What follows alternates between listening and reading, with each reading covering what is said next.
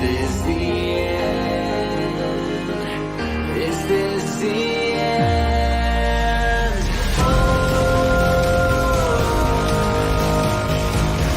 I'm burning in the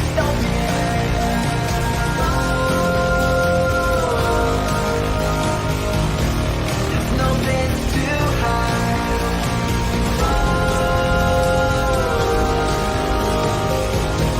I'm burning in the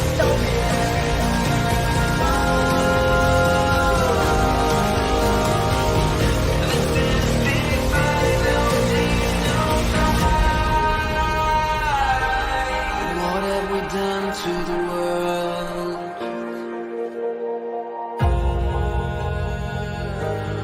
What have we done to the world?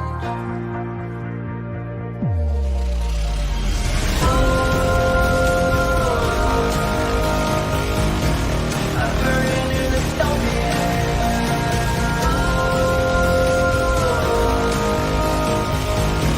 there's no place to hide.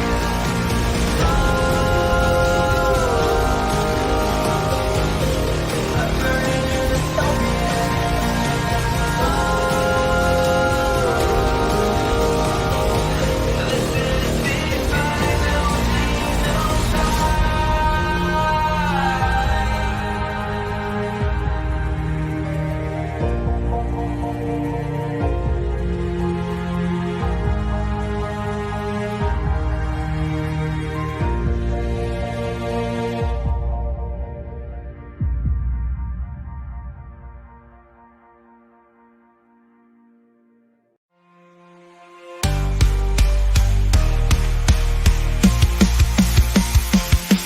James Lindsay is obsessed with lying to his audience. What crazy things can he get them to believe? He does it irresponsibly to pocket all that money from the mills for liberty.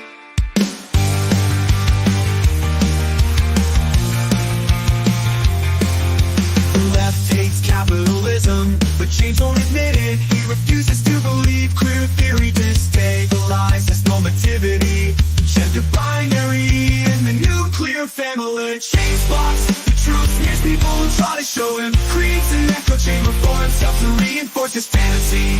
He used to believe in something, what happened? Mills for liberty. Gnostic sex cult, building his own world. A Gnostic sex cult, unhinged from reality. He's totally lost it. What can we do but mock him relentlessly? It's not a Gnostic sex cult, James. No, it's not.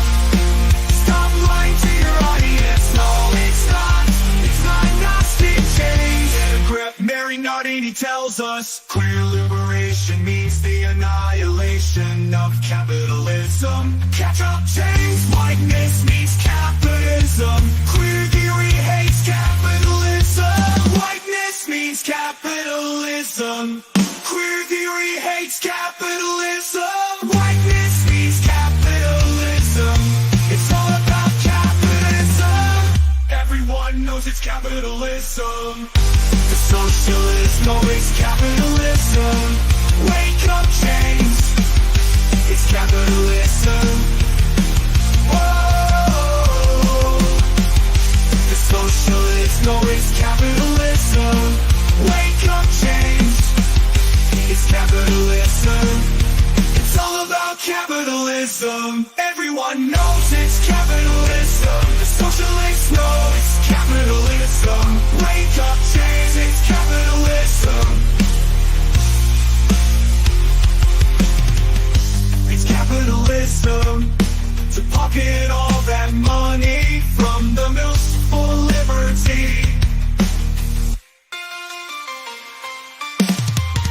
The left hates capitalism, but James won't admit it. He refuses to believe queer theory stabilizes normativity, gender binary, and the nuclear family. But James blocks the truth, smears people who try to show him, creates an echo chamber for himself to reinforce his fantasy.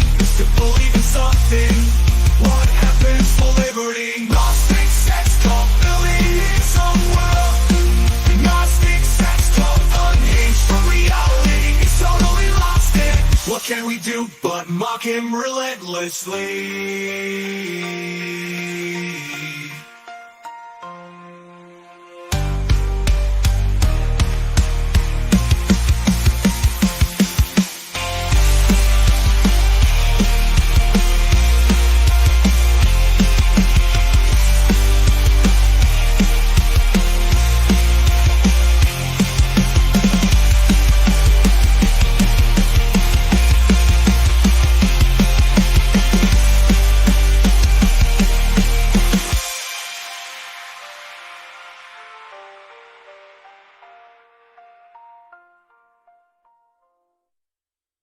What does I don't know. This might be coded, but I'm not sure. What does a Gnostic sex cult have to do with the far left's goal?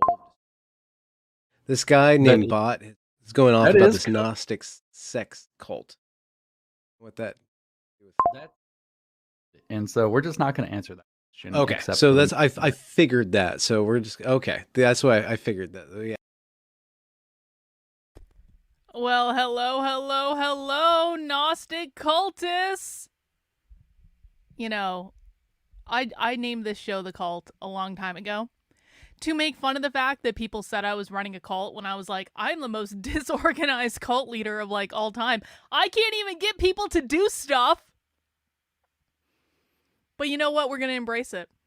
Because now I have decided we are going to become a true cult in which I am the leader and you guys are going to follow instructions and do what I say. Because, as we covered yesterday, we have a golden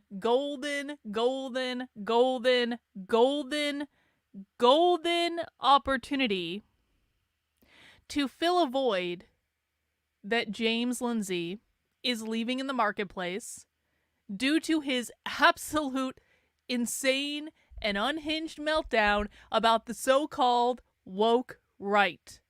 James has actually said that I'm a cult leader. James has said that all of you guys who follow my content and like my content are in a cult.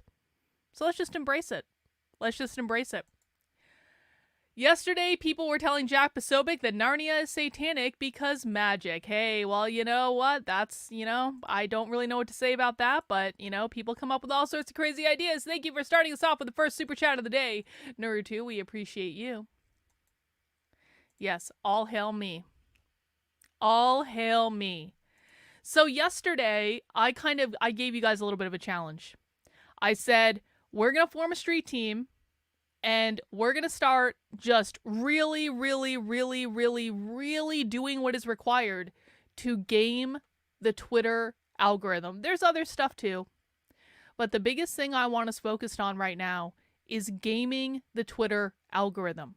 And there are very simple things that everyone can do. It does not matter the size of your Twitter account. There are very simple things that every single person can do to game the Twitter algorithm. And I just want to give you guys an example of this because yesterday I told you guys that for every time I send out a tweet that has a video clip in it or an article in it or something like that, something of value. We're not talking about me dicking around on Twitter, okay? I'm not asking people to go out of their way to promote me dicking around on Twitter, which will still happen.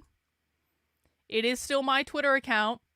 I am still going to use my Twitter account to amuse myself on occasion, but I am making a commitment that I'm going to be posting a metric ton of far left content, video clips, articles, that sort of thing. And what I need you guys to do is 5 simple things. For every single time you see a post like this, where I'm posting a video clip, every single time you see me posting an article from the Substack, I need you to do 5 things for me. I need you to bookmark that tweet. Bookmarking the tweet is this one right here. I need you to like the tweet. I need you to retweet the tweet, repost it, whatever. I need you to both do a repost and a quote, because when you do a quote, I can retweet that. And I need you to leave a reply. That's what I need you to do, those 5 things. Bookmark, like, retweet, quote tweet, reply. That's it. All of this can take under a minute to do. And let me demonstrate to you the impact because... yesterday we used this post as an experiment. And yesterday on my stream, this post had about 12,000 views, which, you know, is nice. It's significantly more than my YouTube videos get, so I'm going to take 12,000 views on Twitter. But after I had all of you bookmark it, like it, retweet it, quote tweet it, and reply to it, guess what it has now? 32,000 views. That wasn't the result of someone with a big platform sharing it. That was a result of all of us working together to game the algorithm. Because this is the argument I get every time people tell me, I don't want to get on Twitter, Carlin. I don't even have any followers on Twitter. I don't know why I need to use Twitter. It doesn't matter if you have followers. What you're doing is engaging the algorithm around my content. And when you bookmark it, like it, quote tweet it, retweet it, and then reply to it, what you're telling Twitter is this content is valuable. And then Twitter goes, I see people engaging with this content. And then Twitter's like, what happens if I show more people this content? And then that makes it get higher in the algorithm, and then more people see it. And it doesn't matter if you only have 5 people following you. It doesn't matter if you just created your account. Twitter's actually making allowances now in the algorithm for people with smaller accounts. So that is not really a factor anymore. The biggest thing that impacts it is bookmarking it, of all things, because bookmarking it to Twitter says, oh, you think this content is really important and you want to come back to it later. That means I need to serve it to more people, okay? So we got an increase of 20,000 views just by doing those 5 things. And it wasn't a ridiculous amount of people that did those things. You can see it has 74 bookmarks. Hey, I'm going to take that. 74 bookmarks is pretty good. But we're not talking about thousands of people here. We're talking about a few people, several dozen people doing a focused effort. And when we do this over and over and over and over and over again, guess what? We're going to get more people seeing the content. And then we're going to get more people interacting with the content. Then we're going to get more people sharing the content. The goal is to be consistent. You've got to be consistent. You got to show up every single day. Now, I'm giving you resources to help you guys do this. And I actually wrote a post on it on my Actively Unwoke Substack, which is Carlin, KARLYN.substack.com. This is just a little reminder summary post in case you guys need a reminder of what I'm asking you to do.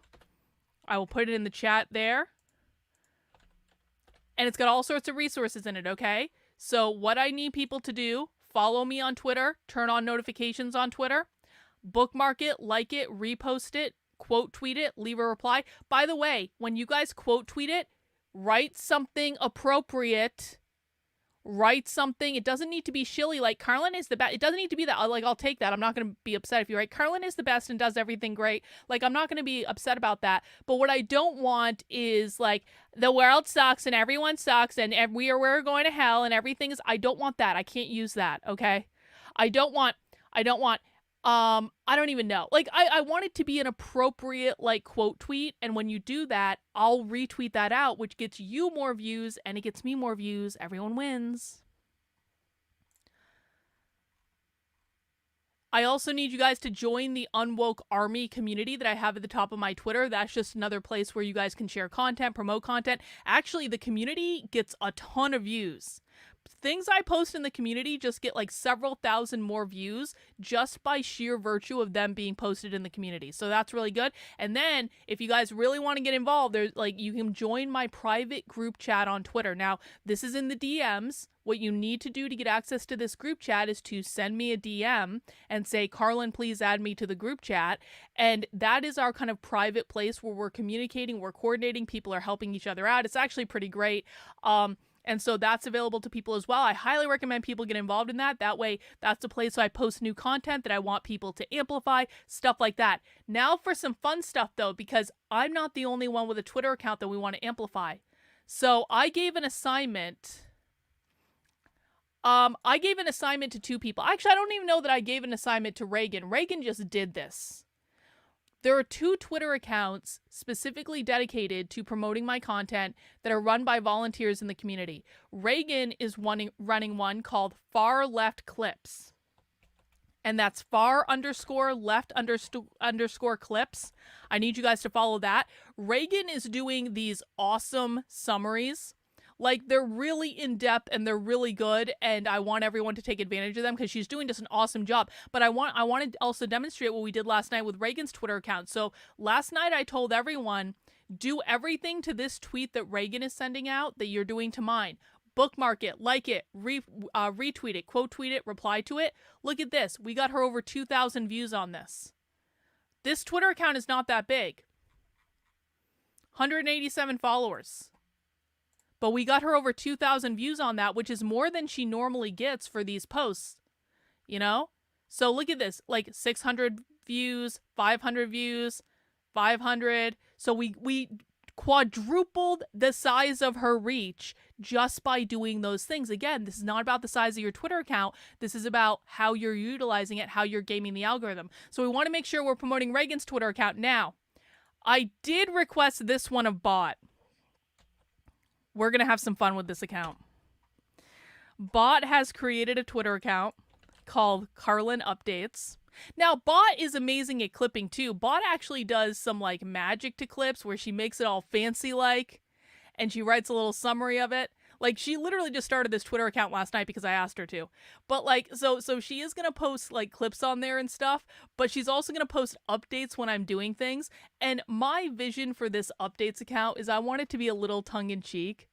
I want it to be like post serious stuff to it. Yeah, sure. But like, I also want to do stuff like, oh, I don't know. Carlin is streaming about James Lindsay being an asshole right now. Come and join us. Or stuff like that. Stuff that's like a little bit more tongue-in-cheek or like a little bit more funny. We can have fun with this account, I think. Like more humanizing it. So I asked Bot to do that. She did it. I think she's exactly the right person for the job. I want it to be a little bit satirical. I want it to be a little bit lighthearted. Stuff like that. So make sure you're following that Twitter account as well. And guys, there's other stuff you can do too.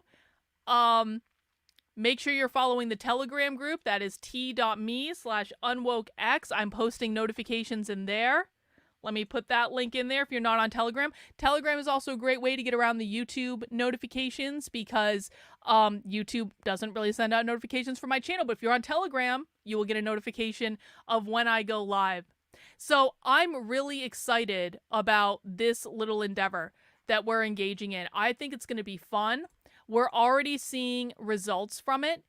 And again, this is about consistency. There aren't a ton of posts that I make every day that have this type of content. I might have a few more today just because we're trying some stuff. Actually, let me show you another one that I did today. Let me show you another one. Let me show you the Intifada video. Because as we all know, Intifada means Worldwide Socialist Revolution. So check this out. This morning, I reposted my Intifada clip with the Revolutionary Communists of America. Like, look at this. 26 people. We should have more than 26 people doing this, by the way. There should be more. But we're just getting started. Oh, look, we've already got a James Lindsay fan in the audience. Bro, we're going to get to your boy in a second. Relax. If you want us to bully you, you can keep chatting in, but just relax. We're going to get to your boy in a second. God, I'm not even talking about him yet. So check this out. We have almost 10,000 views on this video just from this post I did today. And again, that's the result of bookmarking it, liking it, retweeting it, quote tweeting it, replying to it. All 5. All 5. If I see 45 retweets, I'm like wondering, why don't I have 45 bookmarks on that thing? You know? So the key to this is consistency, guys. And one of the rules to entry for being a part of like my kind of like inner circle, for lack of a better term, the people who are going to be in my private group chat and that sort of thing, is I need to see people showing up consistently. Not to make this all about me, but I am the person on video. I am the person that's actually breaking this stuff down. I am the person that's, you know, spending all my time studying socialism. So it is a little bit about me. But really, the goal of this is to make sure we're getting the content out there to as many people as possible, because James Lindsay is continuing to have a massive public meltdown. In fact, I was looking through James Lindsay's Twitter replies because it's just like the most entertaining thing on X to me right now. James literally isn't even teaching people about the left anymore. He's literally not doing it. He's complaining about the election. He's calling Democrats communists, which of course we know they're not. He's complaining about the woke right a lot. He's talking about Gnosticism. He's retweeting really bizarre things. He's not teaching people about the left. So someone's got to do it. And in order for us to make headway and to poach James's audience, because there are a lot of people in James's audience who want this type of content. He's not going to do it anymore. I'll do it. But we have to let people know, and that's why we're doing all this stuff, to get this content in front of more eyes so we can attract people over here that genuinely want to learn about the left. Because that's the goal.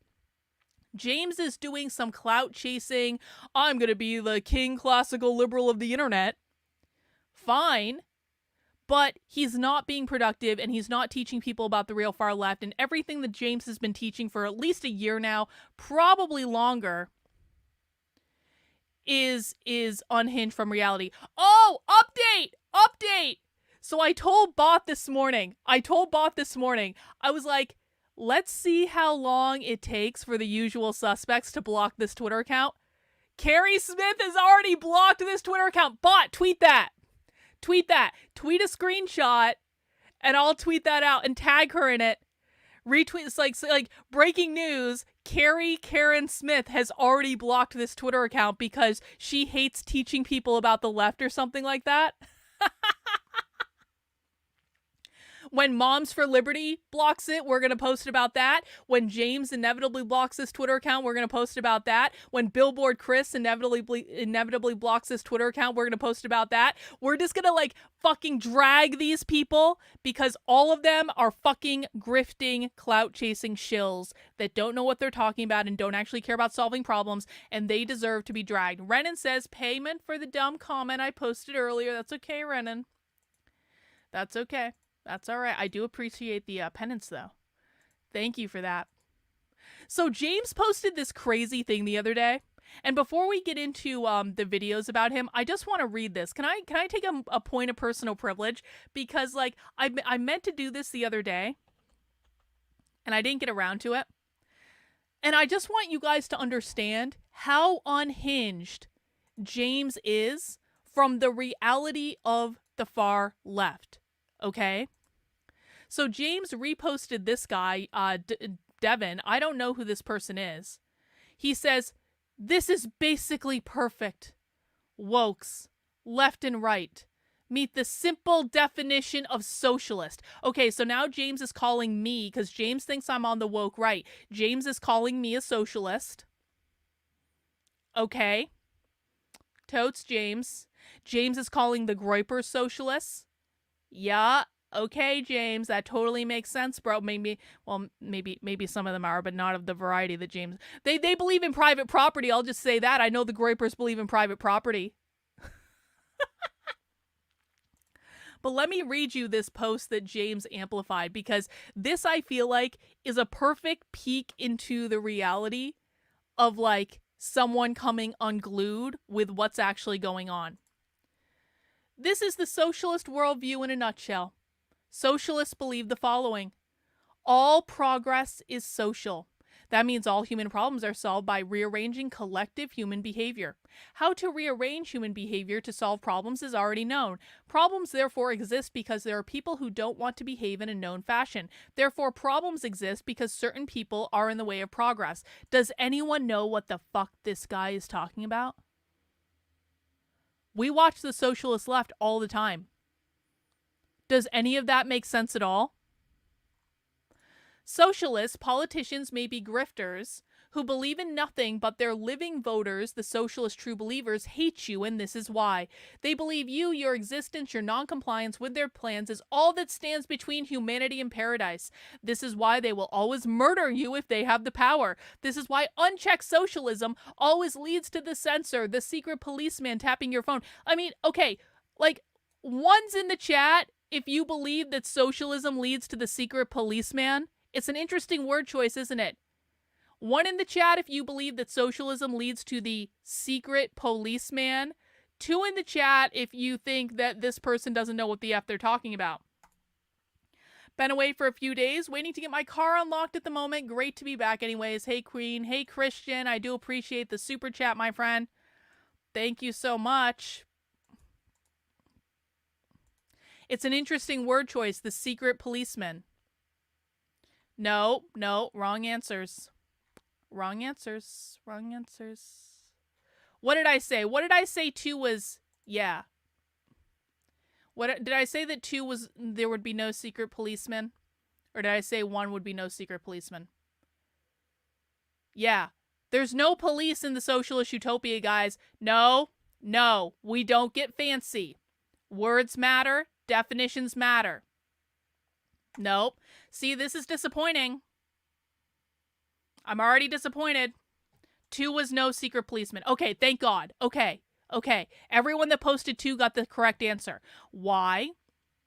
Because socialists want to abolish the police. They want to defund the police. Now, there will be some form of security in the socialist utopia.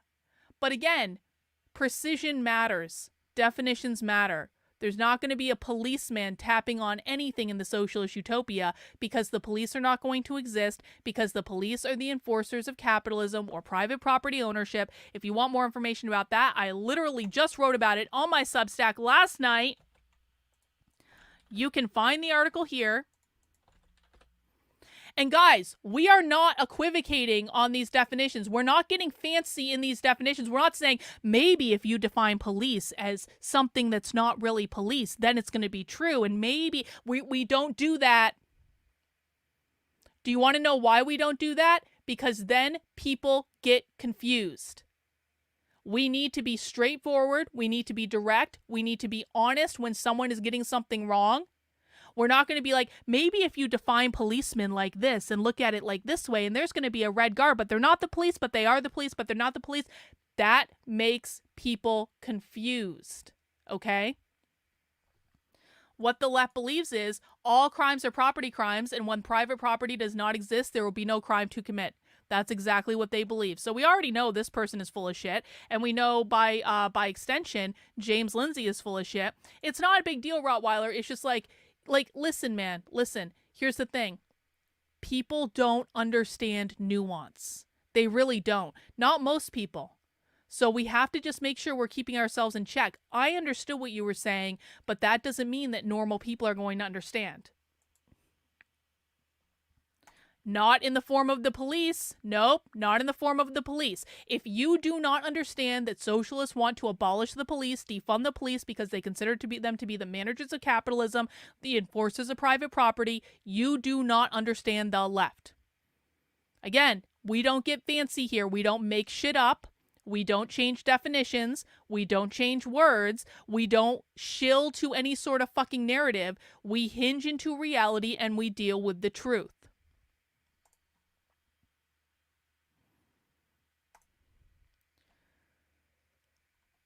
Because if you think that nothing stands between you and paradise because stubborn people, then you think you can murder your way to paradise. That's not actually a reflection of what the left believes at all, but okay. When a socialist demands socialism, you either comply or you do not. If you do not comply, he wants to murder you. That's not necessarily, that's a little crazy, actually. If you do not comply, the socialist policy he enacts not only fails to bring about paradise, it makes things worse. And so he demands a further socialist policy. The only remaining crimes would be thought. Well, yes. Yes, actually, Turd Ferguson. The only remaining crimes would be thought crimes because they want to repurpose the prisons to house the enemies of socialism. So you're absolutely right about that. You are absolutely correct. Thank you for the super chat. Appreciate it. LaQuisha says, Carlin, have you considered training AI on your Substack? Already doing it, bro. Already doing it. I am training the AI on my Substack. I'm already loading the articles in. I'm getting the AI to improve my articles, to make them more clear, stuff like that. So yeah, I'm training the AI on my Substack. And it's actually really helpful too, honestly. If you repeatedly comply, then eventually things get very bad indeed. and the socialist casts about for someone to blame. Surely there must be some non-compliant person around here somewhere, some counter-revolutionary. He must be found and murdered, and then paradise will be attained. This isn't about religion. Religion is merely the label they paste on your non-compliance. If you were an atheist, they would use another label. The giant finger in the drawing isn't your beliefs. It's you. They think you're evil. Not wrong, evil, and they want to kill you. This is all something that James said is nearly perfect about the mind of the socialist. Not all of them think they do, of course. There's a group called Democratic Socialists. Are Democratic Socialists real socialists? 1 in the chat if Democratic Socialists are real socialists. 2 in the chat if Democratic Socialists are not real socialists. There's a group called Democratic Socialists who append the word democratic to the front, meaning I don't want to kill you. I only want to use your political process to force you to comply. But when you do, your society enters the same downward spiral described above. So they eventually decide to kill you. They always will eventually reach the point where they decide to kill someone because they think their utopian plan will work if they kill just one more person, and their utopian plans never actually work no matter how many people they kill. This is unhinged lunacy. I saw yesterday that James says he's day drinking now. Well, he claimed that was a joke. I mean, if I was having a massive meltdown on Twitter, I'd probably be day drinking too, if I'm honest about it. Yep, lots of 2s in the chat. What actually works isn't socialism, it's technology. Here's how. All progress is technological. That means all human problems are... They're talking about Star Trek, blah, blah, blah, blah, blah, blah, blah, blah.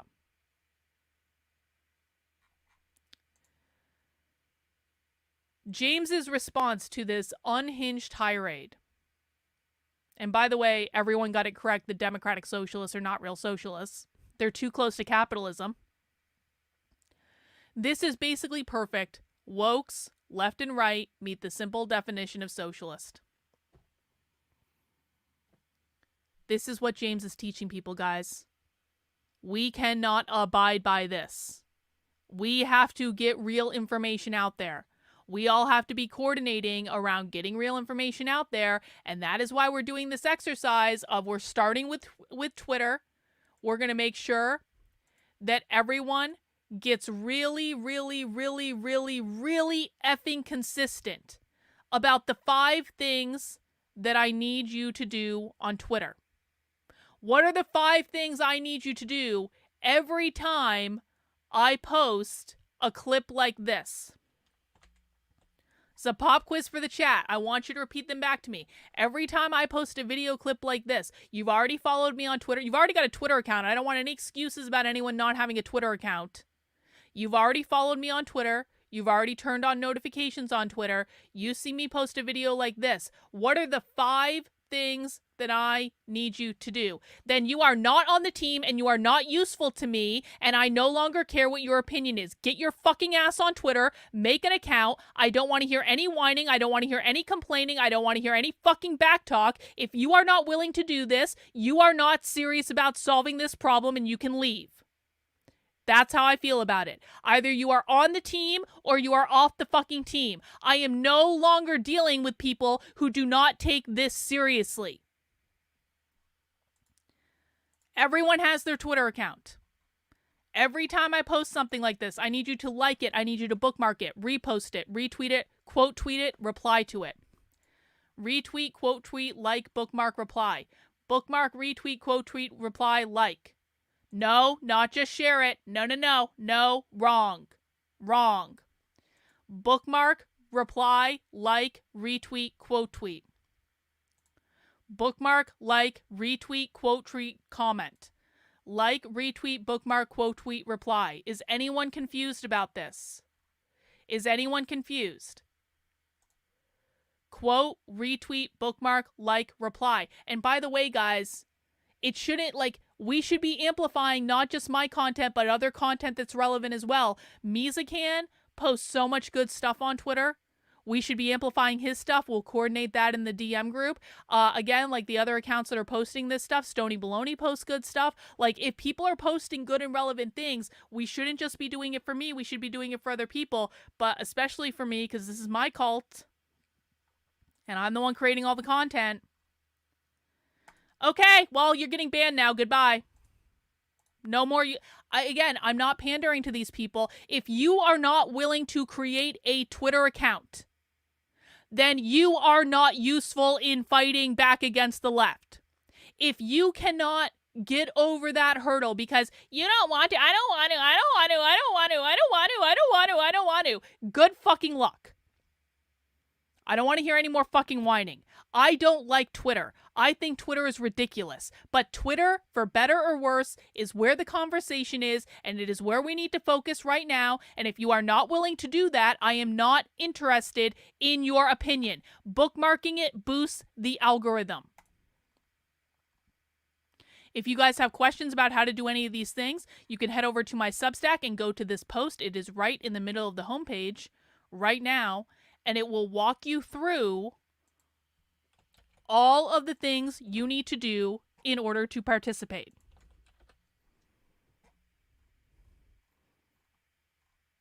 All right? So that's what we're doing. Other announcements.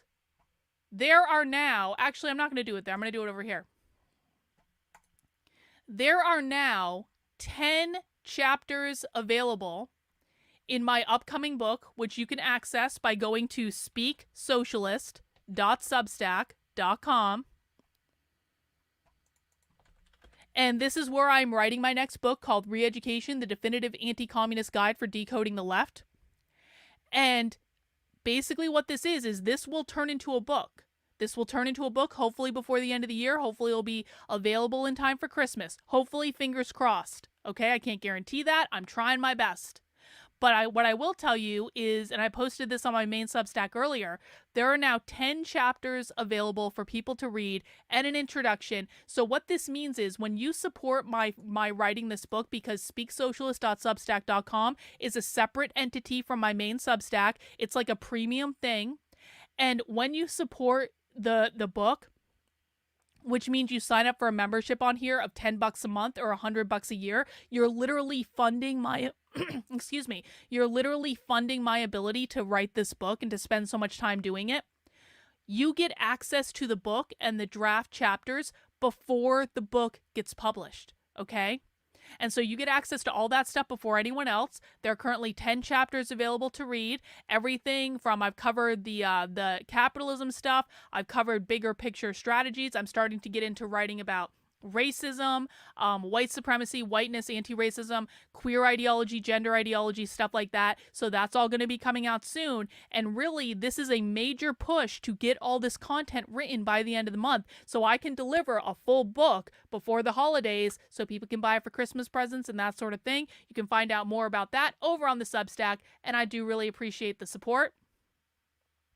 Well, as I said, I literally laid out a guide. I literally laid out a guide for you. There are screenshots in this. Suzanne, I need you to utilize the resources that I've created for you. If you want to participate, I need you to utilize the resources that are being created, okay? Let's see. Oh, we've also still got some cool merch in the Unwoke Art Store. You can still get your Marxism is Evil sign in the Unwoke Art Store. People have been, actually a whole bunch of these just got shipped out. So I'm looking forward to people when they receive their yard signs that order them, take a picture of them for me, send it in. This is another way you can support the work I'm doing by getting some sweet, sweet merch in the store. That is unwokeart.com. And of course, we do have the Halloween collection. Now check this out. Erin got a couple items from the Halloween collection. She got this Marxism is Coming for Your Soul sweatshirt.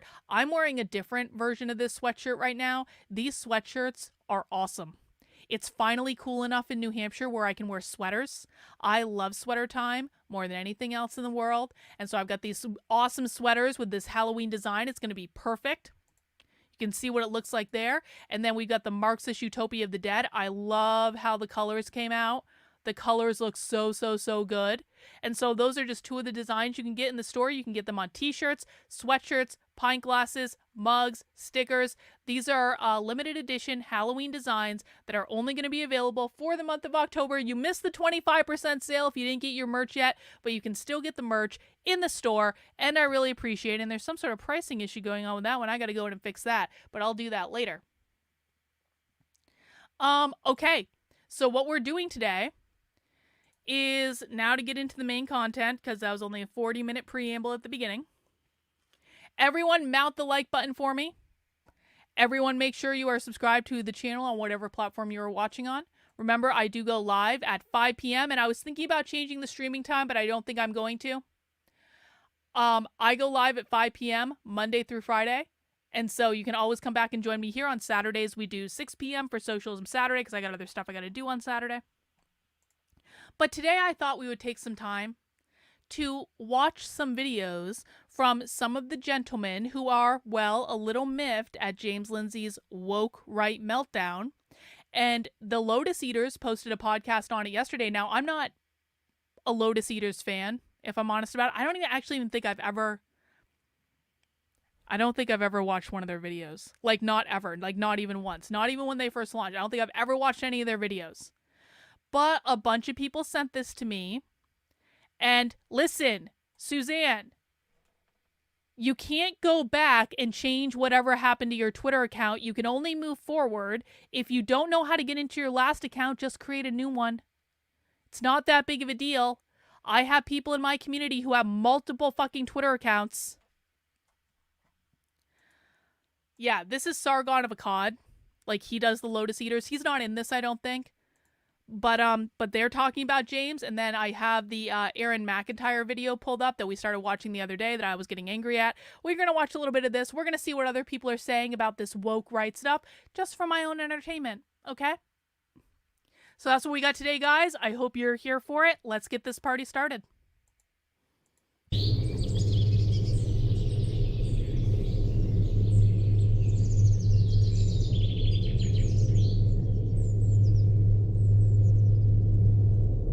So, the question I want to ask is, are we woke right? Because a plot has been discovered, a nefarious force is controlling the world, and only James Lindsay seems switched on to this. That there is a sort of shadowy figure operating behind the scenes, which is, well, I mean, it's quite diabolical when we get into it. But the question I wanted to ask is, who are the woke right? I mean, is that us?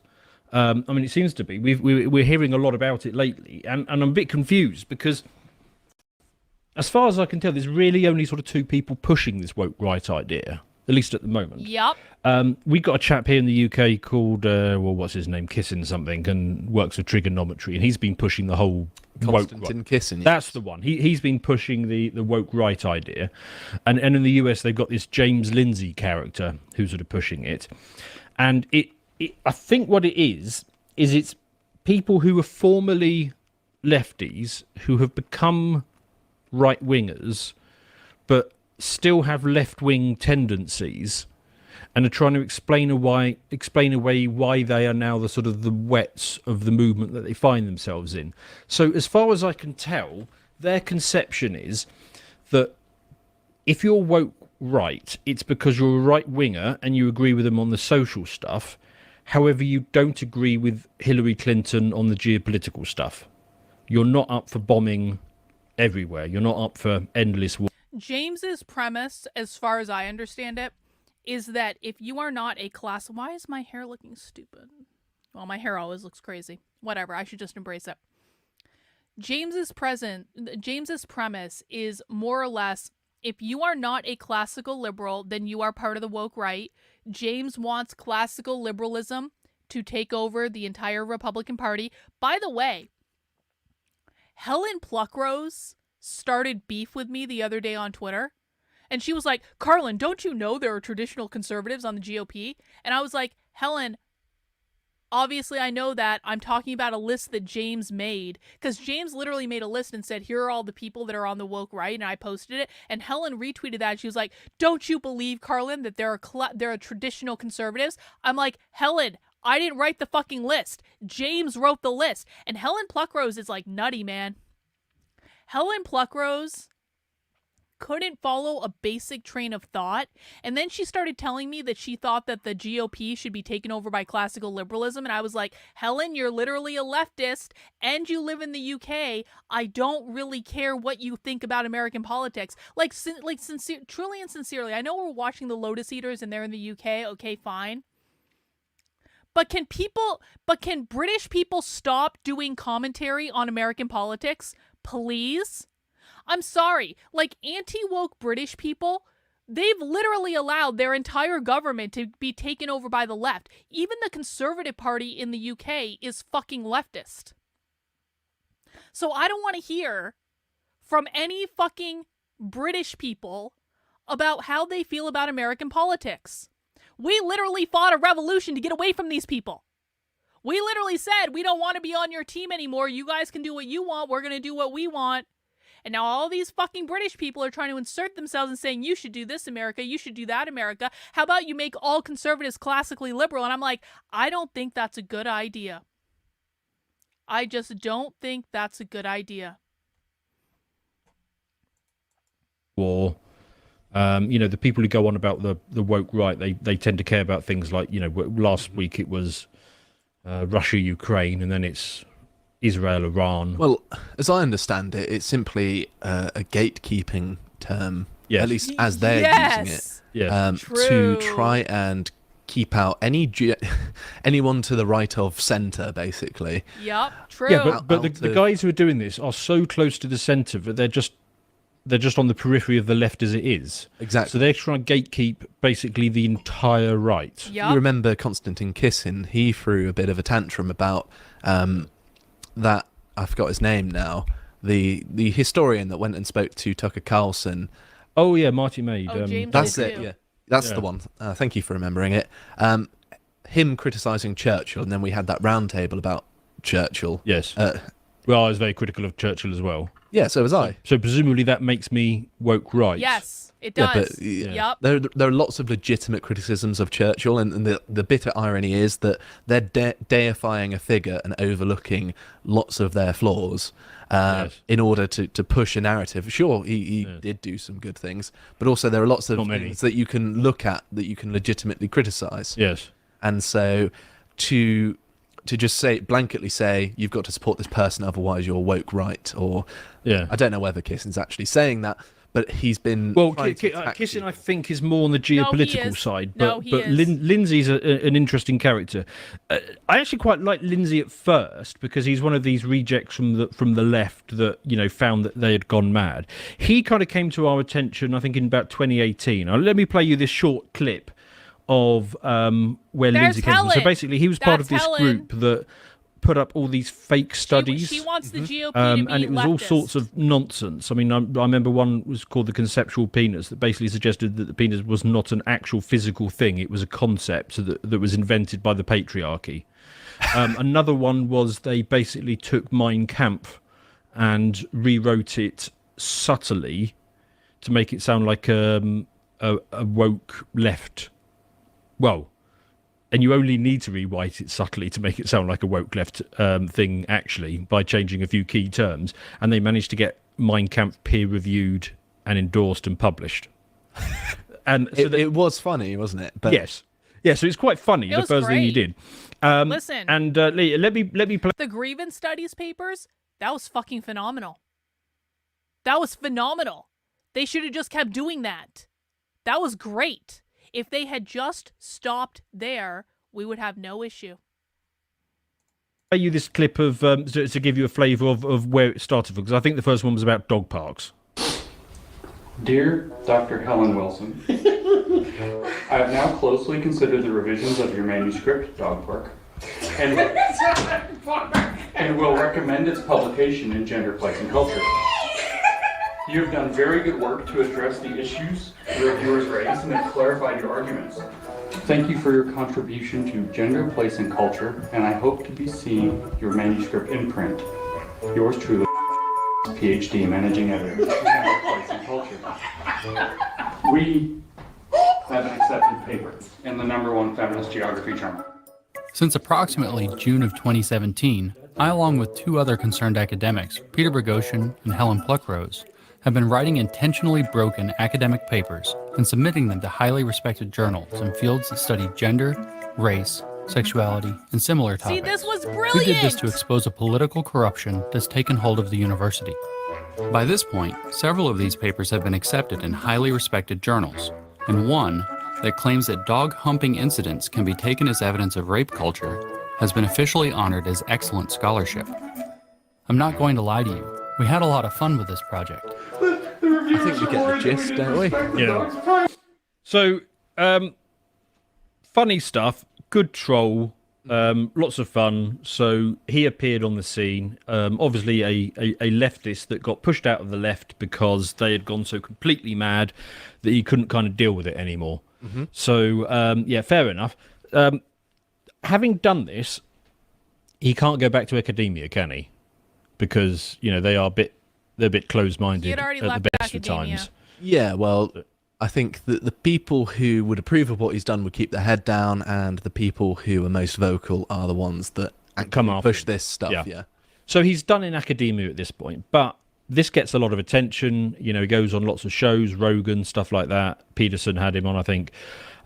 So he pivots into being a right-wing pundit. Fair enough. I mean, there's lots of them. So off he goes. And he's clearly a competitive guy. So he describes himself as pro-American, anti-communist, based AF, and then he has 3 US flags. I mean, I only have 1 British flag in my Twitter profile. He has 3. Same as me, yeah. Yeah, and based AF. So right, okay, so he's as based as it gets. And I can understand why somebody who has spent their entire life surrounded by lefties with his set of opinions would swiftly come to the conclusion that they're based AF. True. And then he started mixing with people like us. And he rapidly discovered that actually he is not based AF. No, he's not based at all. No. He is still basically a lefty on most issues. So if you don't know what that term means, it means correct. Yes. Basically. Yes. So he has to sort of justify to himself how he can be this ultra competitive. I'm more based than anyone, while slowly coming to realize that everyone around him is actually more. It does take some gall to literally have in your profile based AF, and then to spend day after day after day after day after day on Twitter whining about people who hold a different opinion than you do. Whining about people who actually hold based opinions. And saying, you can't sit with me at my table. Like, it really does take some gall to do that. What the fuck is wrong with him? Based than he is. So he's going to need some sort of something to hang this on. Also, possibly some daddy issues in there. Yes. So I get the impression that he got dragged to church quite a lot as a kid, and he genuinely hated it. Catholic church. He was Catholic. And whatever else went on. That story a lot, to be fair. Yes. So I think he's written 3 books on why God doesn't exist. Yup, he has. Yeah, I think that topic's been addressed enough. I mean, I'm an atheist. I don't necessarily feel the need to shout about it. Or write 3 books on it. No, I've never written a single book on it, in fact. Yes. He's part of the new atheist movement. You know, as I said, he was a Democrat for a long time. He voted for, I think he helped campaign for Obama and stuff. It was only latterly that he realised that the left had gone so mad that he couldn't stay on it. But now that he's on the right, of course, lots of his friends, his new friends, are Christians. And you can tolerate that to an extent, but every so often something will trigger him and push him over the edge. True. And one of those incidents happened because Sunday before last, Sunday before last, because it's Monday now, 29th of September was the Feast of St. Michael. And Trump put out... this is never going to get old to me. This is never going to get old. If people don't understand the origin of this meltdown from James, like, you're in for a treat, because James basically started having a meltdown over the fact that Trump posted about Archangel Michael. Where he basically acknowledges the Feast of St. Michael and, puts up an image of the Archangel St. Michael. Kind of thing you do on religious holidays, you sort of acknowledge them, move on. Yep. Lindsay did not like this. No, he did not like it at all. No. And what it triggered was basically, and we're into the second week now of I'm actually just curious. Is there anyone here that is unfamiliar with what started this meltdown on behalf of James? Is there anyone here that hasn't been following along? Just let us know in the chat. I'm honestly just curious. Because I'm really interested in the opinions of new people on this. Jane, you're new to this? You guys are new? Oh, you guys are... Oh my god. Okay. All right. You're new to it, Westcott. Green-eyed lady's new to it. All right. Well, hang on to your hats. Epic spurging. Epic spurging. I mean, I don't know if it's even still hundreds of tweets at this point. It is. It's a lot of tweets. It can't be thousands, surely. It's getting up I'm there. not sure because I started to scroll back and I thought, oh, it must be back to last Sunday by now. And it turned out I wasn't even yesterday yet. True. There are hundreds of these things that he's been going. Listen, I've been monitoring James's Twitter account. I'm blocked by James, but I have sock accounts. I can still look at his stuff. I've been monitoring every single tweet James has sent for over a week now. This man does nothing but tweet. I mean, occasionally there is like a 2 or 3 hour like break in between the tweets, but then it's just like, if anyone thinks that I tweet a lot, yo, I've got nothing on James Lindsay, nothing at all. But let's see if we can get to the root of what it is that he's uncovered, this dark, shadowy plot. So, the Archangel Michael is apparently in league with Lucifer and a Zoroastrian demon. Yep. I don't remember learning. Did everyone catch that? James believes that people who do the St. Michael's prayer are in league with Lucifer and what is it called? Zorro something. I don't even know what that word is. Basically a Gnostic cult. Because James thinks that everything is Gnostic. James uses all these fancy words to say Gnostic, but basically he means Gnostic. He thinks that Archangel Michael is in league with literally Satan and the Gnostic cult. Michael is apparently in league with Lucifer and a Zoroastrian demon. See? I don't remember learning about that aspect. Well, he's brought the goods here. The Mission of Archangel Michael by Rudolf Steiner. And let's see if we can just click into... You guys know more about it than I do. This bit here. But the thing of it is, I don't actually even know that it matters what it actually is because James thinks all this is Gnostic. It doesn't matter if it was or not. It doesn't matter. James thinks it is. You guys should understand the difference. You guys listen to the left. You guys listen to the left have absurd definitions for words all the time. It doesn't matter if it's actually Gnostic. James believes it is.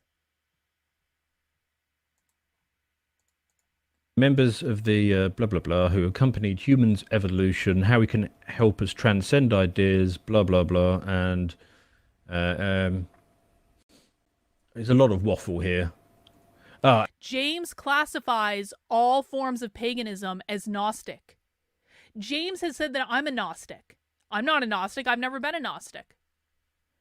So again, this is about what he believes. This is not about what actually is.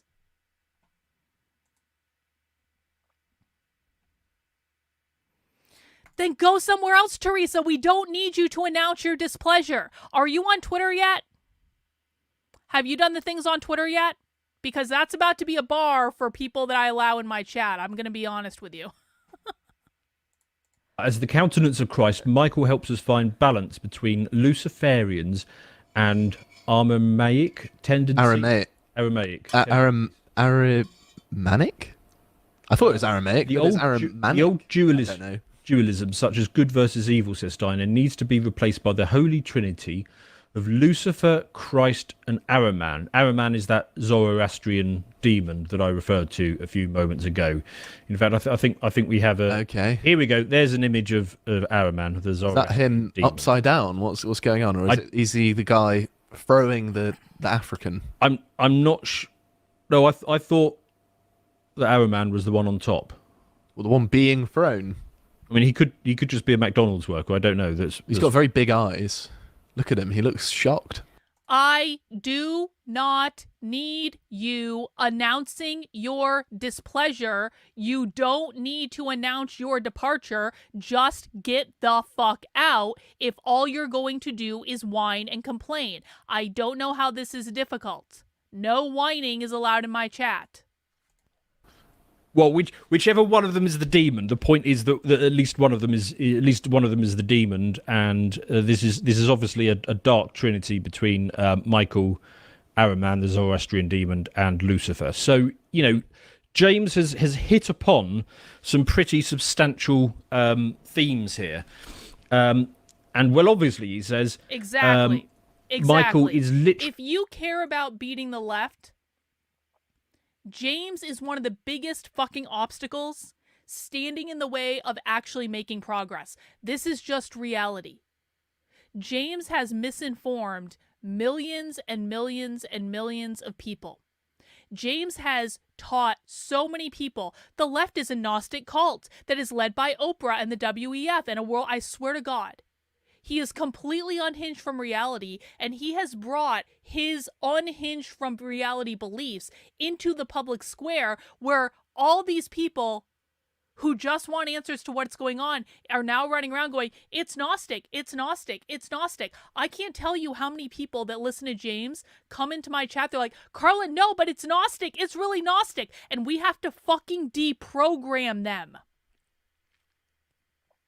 Just because you don't know who James is and you never listened to him, by the way, you really shouldn't start if you haven't. I mean, you can, I guess. I'm not going to tell you what to do, but I promise you, if you start listening to James, he's just going to confuse you. And I know this because I have people come into my community all the time. It's Gnostic, Carl. No, it's really Gnostic. No, Carl, James is right. It's Gnostic. There's no evidence for any of the things that James is saying. He's made it all up, and he has convinced people it is the truth. And he has a massive platform. And he is funded by Moms for Liberty. And he's funded by Turning Point USA. And he is given a massive platform with which to spew all of this bullshit. He is an extremely serious problem in terms of actually educating people about what is going on the left, and that is why we pay attention to him. Zoroastrianism is the world's oldest monotheistic religion, originated in India 5,000 years ago, has many Elbert and Abrahamic faiths. Okay, again, I appreciate the money. It doesn't fucking matter. I appreciate the money, but it doesn't fucking matter. Why in the chat doesn't this matter? Can I have the chat show me that you guys are listening to me? Because now I keep seeing people say the same thing over and over and over again. And again, I appreciate the money. Why doesn't this matter? Rottweiler says, see, this is proof that he's pandering to people with Protestants and Jewish persuasion. Protestants are up in arms, calling Catholics idolaters for praying to Archangel Michael. He's going to convert. I mean, I guess we'll see.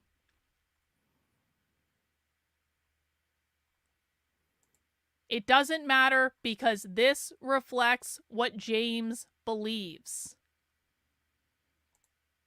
It's irrelevant whether or not James is accurate because he is articulating this to millions of people as though it is the truth. This is what James believes. We are only interested in what he believes. James believes this is Gnostic. James is lying about Zoroastrianism by saying it's based in Gnosticism. What matters is his definition, not ours. Because James says he believes Zoroastrianism is Gnostic, so as far as his followers are concerned, it is. Listen, man, James's followers are rabid. They go on this mental gymnastics journey with James like no one I've ever seen. Like, people think my followers are in a cult. I have nothing on James and his followers, truly. If we meet the super chat goal, will you play us out with the Pied Piper, James? Yes. If you guys meet the super chat goal, I will play you out with the Pied Piper James song. And we are about $67 away from that goal. Thank you for the opportunity to do a challenge, Naruto. Actually identical to Satan and Hermes. So I think we're bringing in the Greek gods now as well. Blimey, is very inclusive. Now, I'm not that good on my whole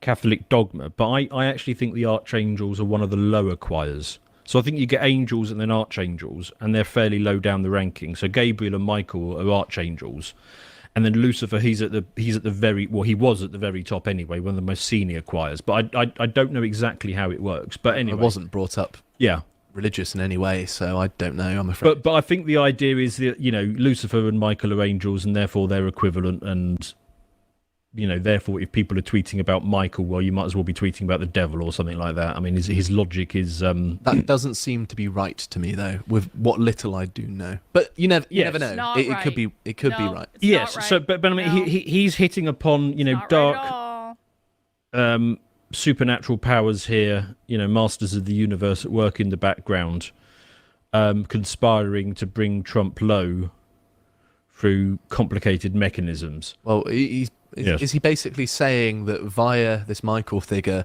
they're trying to get Trump to do some sort of deal with the devil and turn him evil? Hang on. Does James really believe what he spews? Yes. He actually believes this. James has some sort of head injury. I'm not just making that up. James talked about that on Joe Rogan a long, long time ago. He has some sort of head injury, and I feel like his head injury is fucking him all up. Quite possibly. I think that's well. He does explain. Let's get into his explanation. So it's actually Operation Michael, Okay. and it's designed to Michael. undermine the anti-woke right. So he's calling us, people like us and our friends, woke right, and so the anti-woke right, which is him and kissing on. Or maybe he whoever else. means the genuine anti-woke right, as in just all of anyone who is anti-woke on the right. But I mean, this is an epically No, long. he means him and his friends. friends. Tweet thread that we're getting into now, so I That's just who want to he put out the key means. bit. So Operation Michael was designed to undermine the anti-woke right. It's a damn shame Trump has been pulled into this, probably on deliberately bad advice. So this is a cabal that is sort of sending him aside. Most Americans, even Catholics, don't know anything about Archangel Michael except in the very vaguest sense, such as Lindsay himself, as it would seem. Theosophists have a very particular and very evil interpretation of Michael as the bringer of the New Age and the driver of human evolution, in which they seek. Archangel Michael is not bringing about the New Age. James made that up. To explicitly control. He is the bridge and mediator for them between the figures of Christ, Lucifer, and the Zoroastrian demon of chaos and division, Auron, who they regard as equally sacred. Right, and parts of the Tribune whole. No. It does not. Oh, screaming makes me look stupid. You just got banned. Goodbye. As a reminder, guys, you're in my house. When you're in my chat, and I don't give a fuck if you sent me $5 Canadian. When you're in my chat, you're in my house. You will not insult me. You will not insult other people in the chat. I can do whatever the fuck I want because I'm in my house, you're in my house as a guest. The minute that you insult me is the minute you get shown the door. Triune. The spiritualism of this occult religion is already completely infused into your children's schools through emotional learning. Social emotional learning, which is more of a developmental psychology theory, and I don't understand where he's got that from. You are mistaken, Josh. It is a dark Luciferian plot to subvert your children. I'm sorry, I was mistaken. Yes. Elements of this view will be sprinkled in various. It's not even just that. So right now, I want to go back a little bit because they're talking about social emotional learning in school, and James is saying that social emotional learning is a dark Luciferian plot. It's not even just that. James believes, they're not going to cover this, but James was tweeting about this all last year. James believes that social emotional learning and also gender ideology was introduced to the masses by Oprah in her book club in the 1980s, when Oprah had these new age spiritualists in her book club that were talking about like the law of attraction and stuff.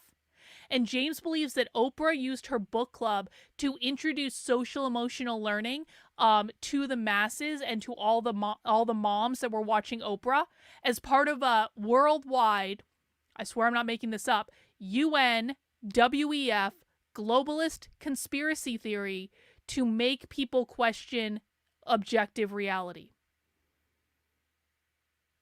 James has tweeted everything that I just said completely unironically. Through emotional learning. Social emotional learning, which is more of a developmental psychology theory, and I don't understand where he's got that from. You are mistaken, Josh. It is a dark Luciferian plot to subvert your children. I'm sorry, I was mistaken. Yes. Elements of this view will be sprinkled in various subtle ways, but never openly invoking Lucifer or Ahriman, but only their positive seeming attributes to ensnare good-believing Christians and new Christians who lack the discernment to avoid being taken astray. That's very concerning. Well, it is concerning, but not everybody understands the gravity of this situation. So, here we go. The response I like was from General Mike Flynn. He responds, "You're nuts." Yes. By the way, James is going after Michael Flynn. He says that Michael Flynn is the leader of the St. Michael's cult on the right. Today was the feast of St. Michael. Can't you simply appreciate a prayer instead of spewing your philosophical bullshit? So he's not taking this conspiracy nearly seriously. Well, the good generals thinks that it's merely a feast, a Catholic tradition. But Lindsay puts him in his place. With all due respect, General, I think you're nuts. I hope you are. Evil would be worse. So it's possible that General Flynn is also part of this evil. Yes.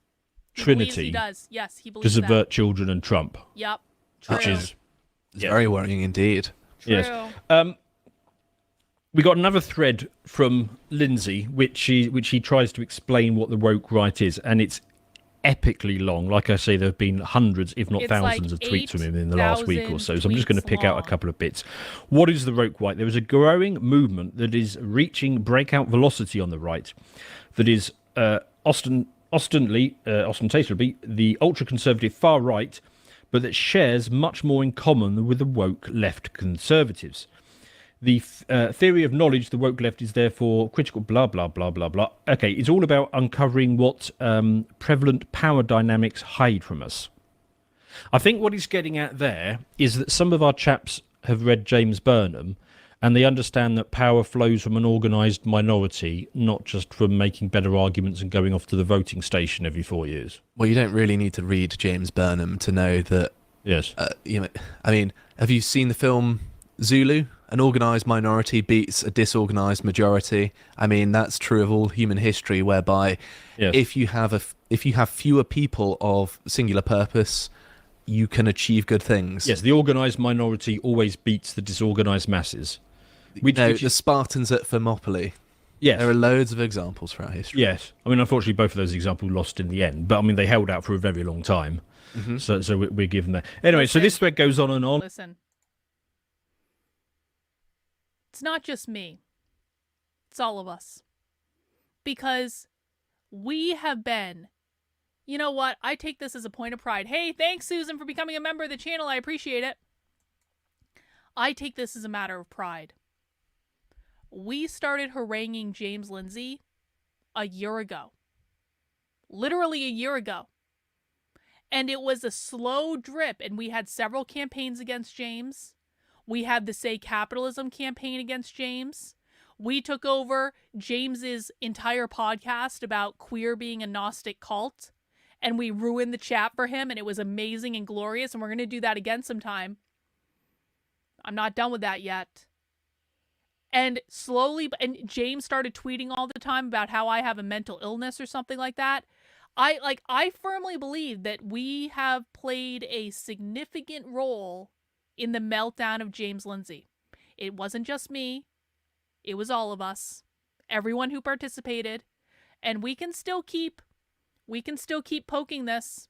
We don't need to let it go, but we're kind of just letting James spiral on his own right now. Like, we don't even have to do anything anymore. He's just like, just let him go. Just let him go. Oh, I truly believe he is acting this way now because Carlin called him on his BS for a year and he can't take it anymore. Yep. You're welcome. And I can't cover all of this Lindsay breakdown because it is an epic mess. But I did want to get into one of his many long threads, because he gives us the actual structure as to what's going on here, because there is a deep, dark cabal and it does lead somewhere. So he explains to us the basic structure of... I'm sorry to keep pausing, but there's a lot of commentary to do. Listen, guys, we have not yet won the war. Until I am the queen anti-communist bitch of the internet, we have not won the war. We need James to admit he is wrong. We need to have him sit in his wrongness and be wrong. And if James doesn't want to do that, we need to keep dragging his ass and reminding people how wrong he is. So we want to battle. I don't want anyone to get... We're not going to operate with hubris here. We're going to take our victory lap. We're going to have a little celebration. But just keep in mind, the war is still ongoing. Just because you win a battle doesn't mean you win the war. And we are the scrappy underdogs in this battle. James is the one with all the funding. James is the one with the platform. James is the one propped up by all these people. We still have a lot of work to do. I don't want anyone to rest on their laurels. Let's not get cocky, all right? Cults is like 3 rings. Each ring might be divided up into levels. In the center, there's the inner circle, who knows what's going on and uses the cult. Beyond that is an inner school and an outer school of members. Outer school initiates build social networks and safe spaces in which they can exploit their dissident ideas and vent their emotional frustration, usually bent towards their growing belief in their own systematic oppression and the relevance of their Volkish identity. So Volkish is just German for people, really, isn't it? Yeah. So I think basically he's describing people like me in this, because I do actually care about my people. And I do think that we're under attack, and I am putting out stuff on social media. So there's lots of characters like me who fall in, and probably a lot of the people in the audience as well. He's talking about them. We are in the outer school of this vast conspiracy, which is worrying. Apparently, we believe that America is fundamentally flawed or already failed or the root of all evil. I think that's a misconception. No. I think that America, and I'm sure most of our audience does as well, thinks that America is fundamentally good, and it started from a good place, but it's become rotten and corrupted. True. I think that's a closer interpretation of it. He goes on to say that about 2 years ago, there was this takeover, the woke right, and he calls out Auron McIntyre, was fast-tracked to become the inner school adept. That's actually true. Auron McIntyre. So Auron McIntyre, who I know, and I don't like him, is the inner adept of this Zoroastrian, Luciferian, Archangel Michael plot. Now, the interesting thing for me, right, is that I've sat there with Auron until late into the evening smoking cigars. Well, I didn't smoke cigars; I don't like them, and drinking. And he never brought this up to me. In fact, I know a lot of the people that he's called out in this, and none of them have actually ever I've never heard any of them mention this plot. Well, that's why it's Probably so insidious, James Dan. Because reality. But I mean, at what stage do you get brought in on it? I don't know. Well, we're only outer circle folks, I'm afraid. Well, apparently, but you have to understand quite how sophisticated this is, right? Okay, so beyond the Auron McIntyre layer, there's a well-developed, well-funded network of activists in woke inner right school that are doing a variety of activities, building a parallel economy. Right? The reason we're building a parallel economy is because we get banned from everything all the time. But we get debanked or chucked off YouTube, so we have to build... I mean, Lotus Eaters is a parallel economy. It's our own video platform because we have to do this. Right, but it gets deeper, right? These people are organised and funded and are strategically targeting geographical areas to begin to consolidate power and initiate a plan called regionalism, which is ultimately a WEF globalist plan. But I like, localism or regionalism, whatever you want to call it. Yes. I kind of prefer it to nationalism in some ways, actually. So it's true, we do like localism, we do like supporting our local community, but what we're discovering now is that is actually a globalist plan.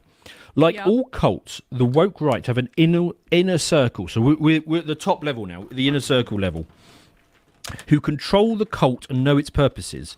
Unfortunately, James doesn't know who is leading this, and he does point a finger. He says, I don't know who these people are, but I could venture some guesses. Charles Hayward is a clear possibility, but he's so dumb that he's probably just a tool. Well, as it happens, Charles Hayward writes for Islander magazine.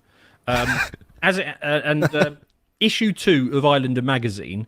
So if you want to read the words of the probabilistic master of the cabal which is controlling the world, you can check out Islander 2, which is only going to be on sale for about another week. So if you want to get that, then do so. If you want to save Trump from the devil, you need to read our magazine. Go to our merch store on our website, and you can read people like Auron, McIntyre and Charles Hayward who kindly write for us. Right. And myself as well, I'm in there. Oh, yes, and you, yes. Right. He explains that the inner circle knows the real purpose of the rise of the woke right. So, and he even has some guesses as to what this woke right thing is all about. So apparently it's to throw conservatism into a losing ditch, right? Create a wedge faction that splits conservatism. Yo, and I think what he's getting at there is Brucey, this is a great point. We should start trying to coin this term. We need to get to the point where having a meltdown is considered having a Lindsay moment. James can live in infamy forever. Is the people who are actually based split off from the rhinos. Something like that. Well, I think that what's going on at the minute is people are trying to figure out who fundamentally agrees with their vision of how to save Western civilization or not. Yes. Do you side with the globalist leftist interpretation or another one? Well, that's why my original understanding of what these people are doing is that they want to be on the right but have the foreign policy of Hillary Clinton, and many of us don't. And that marks us out on the woke right, apparently. But apparently it's all designed to fracture and balkanize the US for this, WEF globalist plan, and encouraging a big sort. So fracturing the US. So this is people moving from California to Texas or Florida if they're right wing. They're all part of this as well.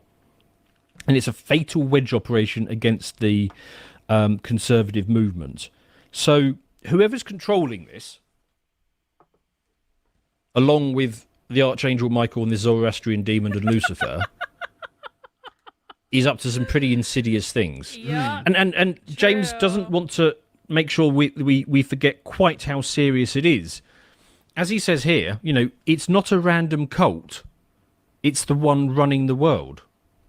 What cult would that be, James? What it seems cult like would that whoever's be? running this cult is Wow. very, very clever, whoever they are. Yup. Exactly. Very clever. I think it is incumbent on us very powerful to find this sort of very great connected. hope Some might say of tribal. woke rightism that is perpetrating this vast conspiracy and controlling the world for dark forces, because you can't let something like this, now that James Lindsay has uncovered this, you cannot let this stand, clearly. True. No, of course and it turns out you actually can, because what you can do is you can basically just we're in the digital age these days, so you can trace back the origin of the term woke right and find out where it comes from, who actually coined this term. So this, ladies and gentlemen, is my big Scooby-Doo reveal. Who is at the head of this vast globalist unholy alliance? Who is it? When did it get coined? It's Josh!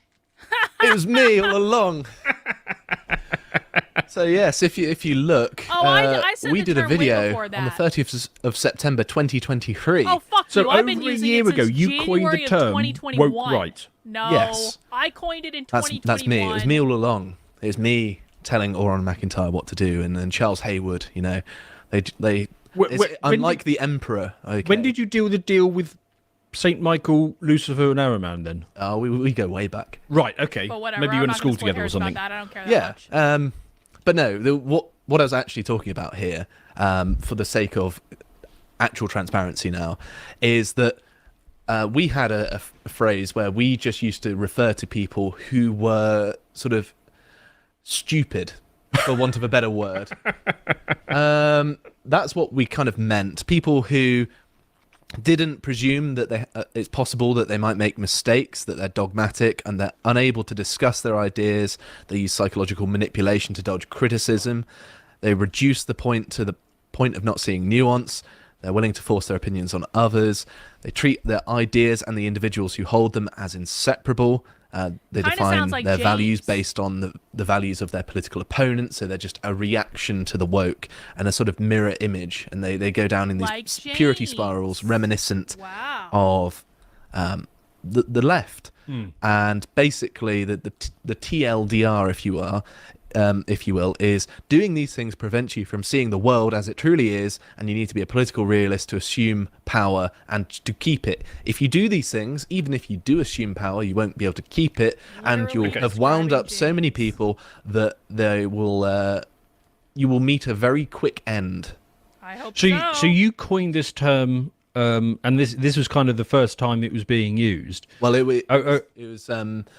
it was one of the things that we discussed in the office. Right. You know, Rory, I, and even Hugo back in the day. Yeah. This is sort of early days Lotus Eater stuff.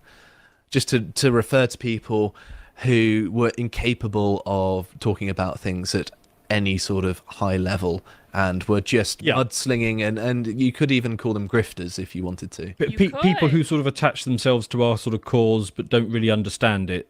Yes. And are just, Rabid dogs that will sort of go after anything they can find that resembles something they can chase. So you did a couple of contemplations on this, because I see this is part one. Presumably Yes, there's there's parts. two is there? parts, yeah. There's two parts of it. So you did a couple of videos on this to describe a phenomena that you could see, and then you basically kind of left it alone and just didn't really use it again. Yes. But characters like Lindsay and Kissin Yep. must have seen this term and thought, right, I'm going to take that. Well, I mean, it's not the hardest term to come up with. I can believe that they just came up with it on their own. Right. Either that or they're devoted to watching my series on the website, which everyone should be. Yes. Yes, quite possibly. But yeah, it had its time. I did it for a couple of weeks just to sort of try and instruct people how to approach politics in a way that is a bit more in keeping with political realism, really. That was what I was trying to go for, is see the world as it is and address it correctly, because there are all of these sorts of almost psychological and philosophical errors that people make commonly, and I'm just trying to say, be reasonable and approach things with a level head rather than being stupid and pig-headed. So that leaves us with two distinct possibilities then, doesn't it? The first possibility is that you are the grand pope of this conspiracy, sitting above Charles Hayward and Auron McIntyre, contemplating the destruction of the US and handing it over to the WEF on behalf of Lucifer, Ahriman, and Saint Michael. Alternatively, James Lindsay could just be full of shit and be a lefty who doesn't quite fit in with the right and is trying to turn this into a left-wing party that just hasn't rejected him like the left did. I like the first one better. Yes, more fun. Yes, it is a bit more exciting. So, finally, we should give mention to Stelios, who tried to explain this. Poor old Stelios. He keeps on putting out these really thoughtful tweets and then getting dogpiled by everyone on the right. Because of course, Stelios and I had these conversations about the nature of thought, and we basically approached it as a sort of partnership of psychologist and philosopher, just saying, here's how you should think about politics in a more politically realistic way. And Stelios tried to say, well, we shouldn't allow Lindsay and Kissin to define these terms, and explained why. Yeah, and I think everybody on our side dogpiled Stelios because they thought that he was trying to redefine the term, and what he was actually saying was, no, it's Lindsay who's redefined the term. And he actually goes on to say this isn't that useful, which is why you and Stelios talked about this like a year ago and then never returned to it again because you didn't find it useful. Yeah. Well, yes. Also, both Stelios and I don't necessarily want to speak for him, but I imagine that he's not that attached to the term, and I agree with some of the criticism that it has been tainted by Lindsay, and therefore you shouldn't use it anymore. I agree with that. Which is basically what he's saying there. But everybody misunderstood him and piled on poor Stelios.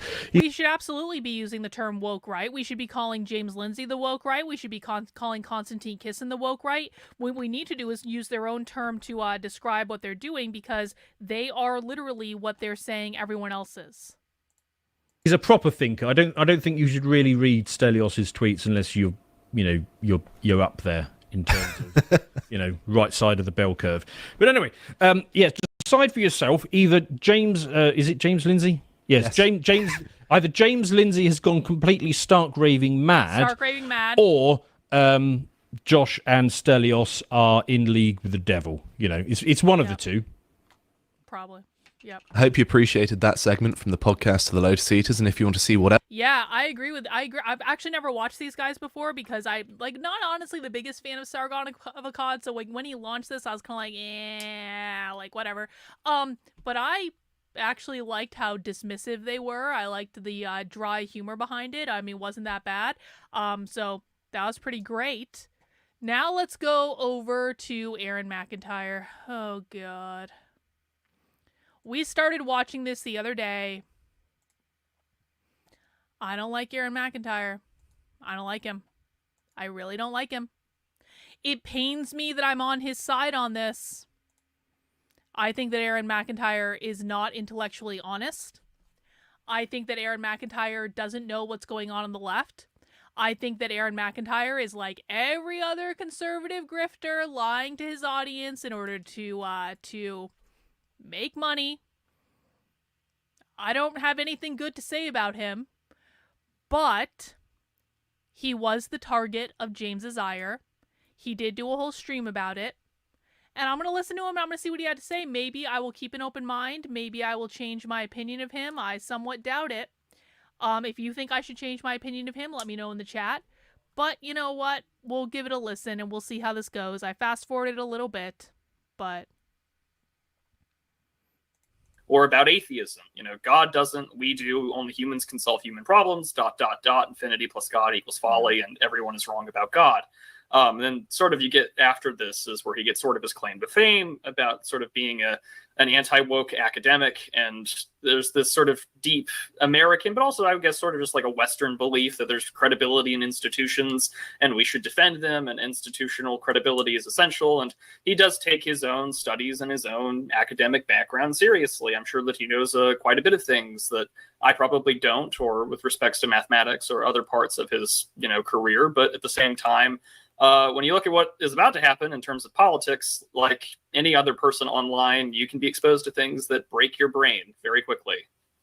Yeah, and that's the thing, right? Like, obviously, the new atheism stuff is cringy. This is already a guy who's not just about mathematics. He's out of his field writing books about stuff he doesn't understand, because that's how new atheists work, right? Like, you're not really a new atheist unless you have a degree in something that's wildly unrelated to any grasp of religion or philosophy or theology.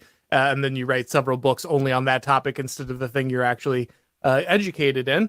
It's a grand new atheist tradition. But like many new atheists, he didn't like the woke religion that was coming in to academia. And so he jumped on that bandwagon, fighting that. That became the new thing, right? And he made a name for himself, not only doing these grievance study stuff, but he started putting together these genealogies of kind of critical theory and extolling the different, or rather just explaining and diving into the different aspects of all these postmodernists. And to the extent where he did that, that's great. I'm again, I was only tangentially aware of this guy. I knew he did this stuff, kinda. I never watched a James Lindsay video or listened to anything on him, but I'd seen him post on Twitter from time to time, and it was all kind of just the normal IDW, can you believe the wokeness stuff, which was fine. That's good.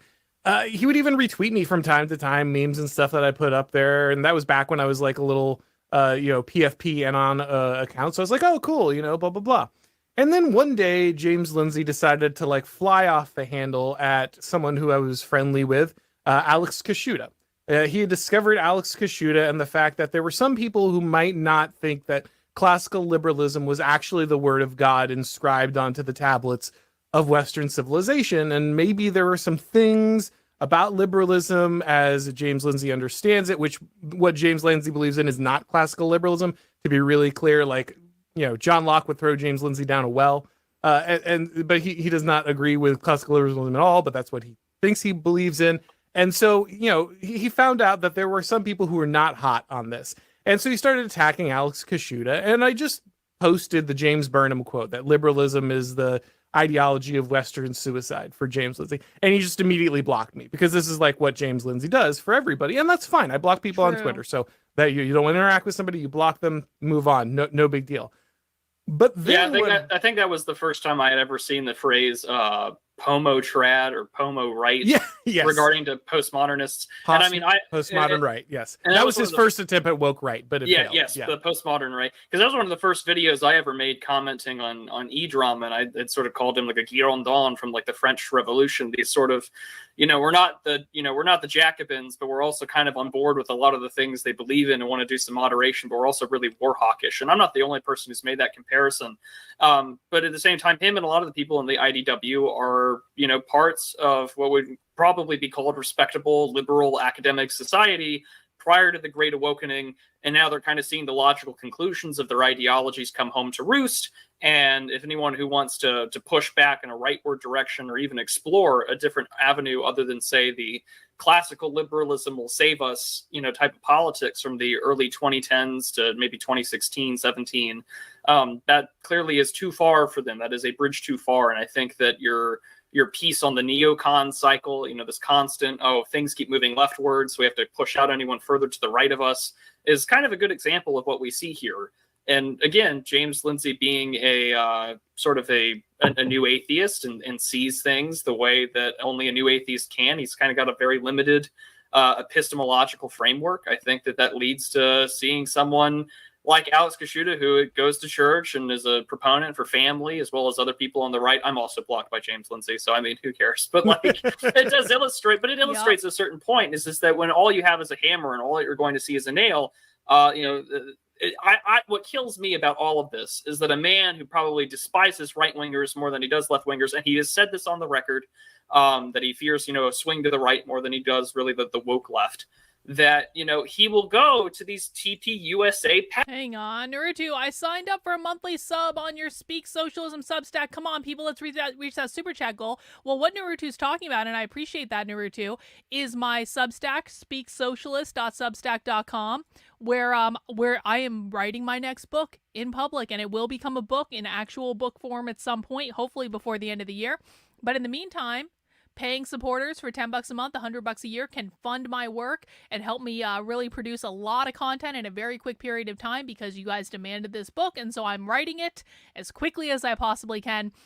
And you get access to the draft chapters as I write them. There are currently 10 chapters available of the book for you to go through. It's called Re-Education, the Definitive Anti-Communist Guide to Decoding the Left. There's other stuff I'm working on too, but that is the book that I do hope to have out at the end of the year. So Naruto, I appreciate your support, and thank you for the super chat. And yeah, come on guys, let's reach the super chat goal. Come on, you guys keep me in business. I can't do this without you. I appreciate it.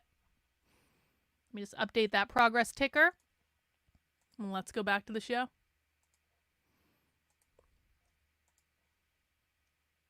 No, didn't transfer the audio. Per usual. Per usual. There it is. Continue. pastor conferences. Yes. Yeah, and I'm like, sir, you've written 3 books about why God isn't real and how human rationalism can solve all problems. But now you're supposed to talk to, these evangelical or non-denominational pastors about the Gnosticism of the woke, or the religiosity of the wokeness. And again, it does, I think, highlight a significant flaw in his thinking that, all things have to be framed within a religious... Hey, bot, can you check and see if anyone else has blocked you on that Twitter account? kind of rationalist framework that religion bad, clearly, we... No, I'm not. I'm letting the first book... Listen.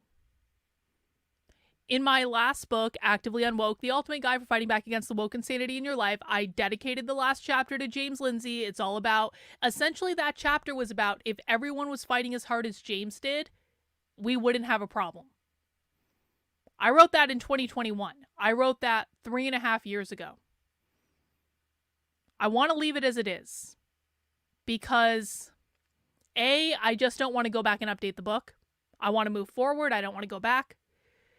B, James did play a significant role in helping me to understand the left back when he wasn't crazy.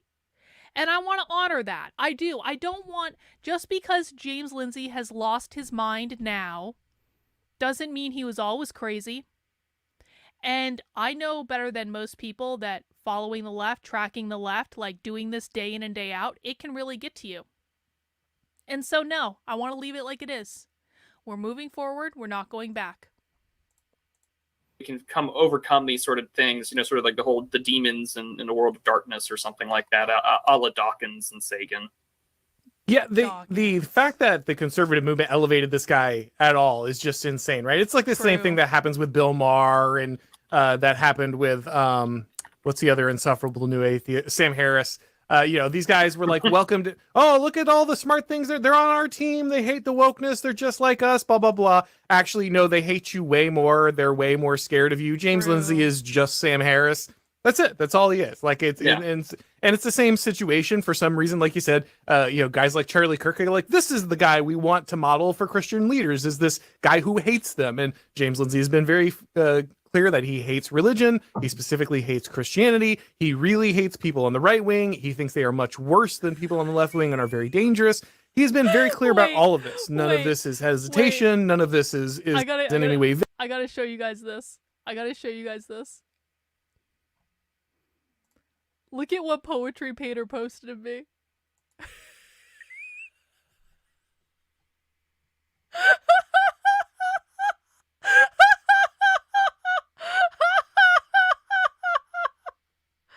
Stop signal boosting this diabolical fashion.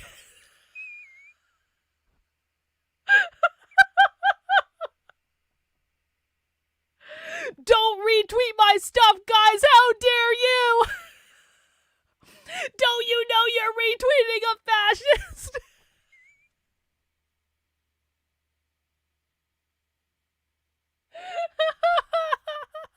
Yeah, I'd say she's big mad. Yeah.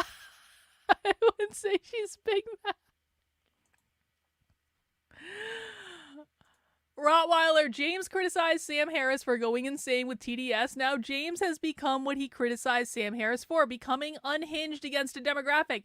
Listen, man, this is what happens when people get sucked into the outrage culture of Twitter. I didn't allow myself to do that. I disconnected.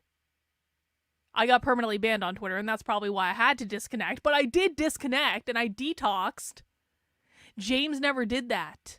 He got permanently sucked into outrage culture. This is what happens. Yeah, she posted it 2 hours ago, and there's only one like. Exactly. Yeah, is this a free advertisement? I'm going to take a screenshot of this.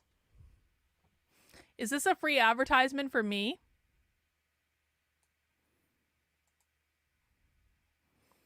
It's called We Do a Little Replying and We Do a Little Retweeting.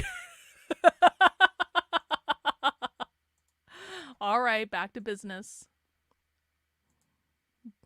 Bye, Julian. Have a good day.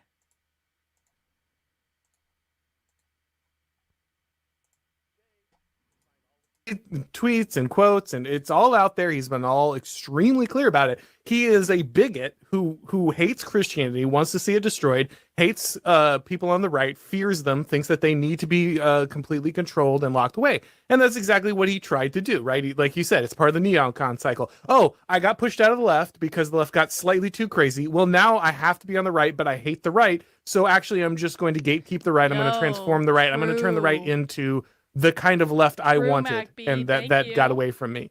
And that's all there is to it. That's all James Lindsay is doing. So when he's inventing terms like the postmodern right or the woke right, he's just saying people who are actually right wing because I'm actually left wing and I wanted to say left wing, but the left actually just invalidated the ground under which I stood, the thing I had built my career. He is right about that. When James Lindsay is saying woke right, what he means is people who are actually right wing. Because James doesn't want everyone to be right wing. James wants everyone to be classical liberals. Career and my reputation on, so now I have to hang out with these guys even though I completely loathe them. But people kept buying into it, and so every once in a while, even though I was blocked, Lindsay would like shoot out these, like once every like couple months, he would spurg out and then like scream at me from behind a block. I didn't know anything what was going on to him. I wasn't paying attention to what was going on to him. It's just something he would do every few months. People would send me screenshots. Hey, James Lindsay's at it again. He's spurging out at you. Okay, cool. I guess that's what he does. Whatever. But it's just a consistent thing. And slowly but surely, he built like this entire like mythos around me. Like I was some evil agent that was subverting. Hey, it kind of sounds like what James has done to me. Every time James says I have a personality disorder that I don't have, every time James photoshops evidence, every time James struggle sessions places into taking away my credit that I rightfully earned, gee, it kind of sounds like maybe this is going to be a healing moment for Auron McIntyre and I. Maybe we'll find some common ground, because it kind of sounds like James is doing the same thing to him as he's been doing to me. Who knows what could happen? The right, even though that's literally what he's doing. But that said, James has been creeping on this for a while, right? Like he's kind of been unspooling. He's called like Jonathan Peugeot some kind of Nazi. He's called like he's he's going exploded and attacked at all these people, right? Very very normal, well-adjusted people. However, he's taken it to another level. So a week ago at this point, Donald Trump posted a Catholic prayer to Saint Michael, right? Like this, yeah, it was this last Sunday, so we're less than a week out from this prayer being said, which is a common prayer in the Catholic Church to the Archangel Michael. Right, and so he lost his mind about this, just absolutely, completely unspooled, and created a massive thread about how actually Donald Trump has been infiltrated by a large. Well, I mean, I'll just read it. Maybe I've got it right here. So let's just dive into the schizo posting. Everybody, buckle up. Here we go.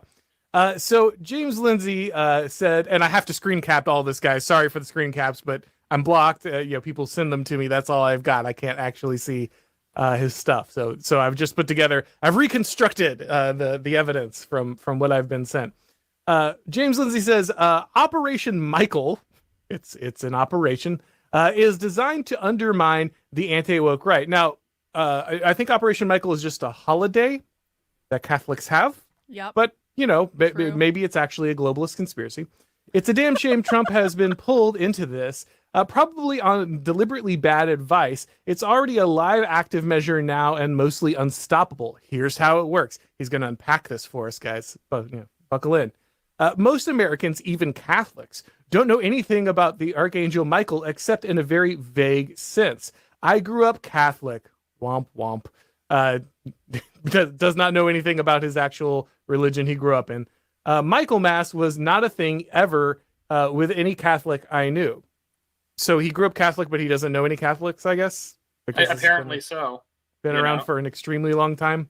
Yeah. So now Michael idolatry, I guess, sure, will be a big thing for our side.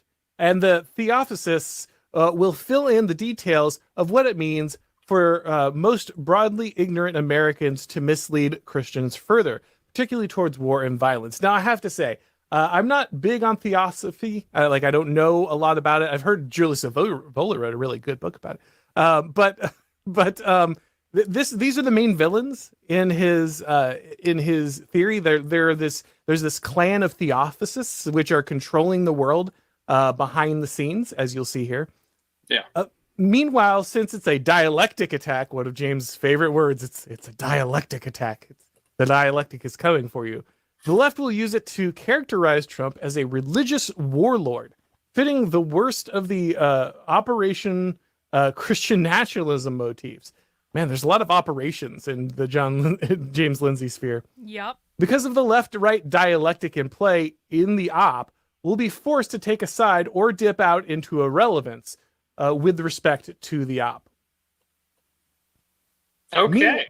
Yeah. Would you like to comment on any of that schizophrenia? We've got three more posts. I know. I mean, it's sort of wild to me because historically speaking, like theosophy was founded by like some obscure Russian mystics and had its founding in America, and it pulls from like Gnosticism and Neoplatonism and like ancient Vedic texts. But sure, somehow we're going to confuse a prayer of Archangel. Like this makes Q people look far more sane. Yes, it does. Than anything else I can really say on this particular matter. It's just it's like a certain other online personality not knowing whether or not a certain book about theosophy was written by another character.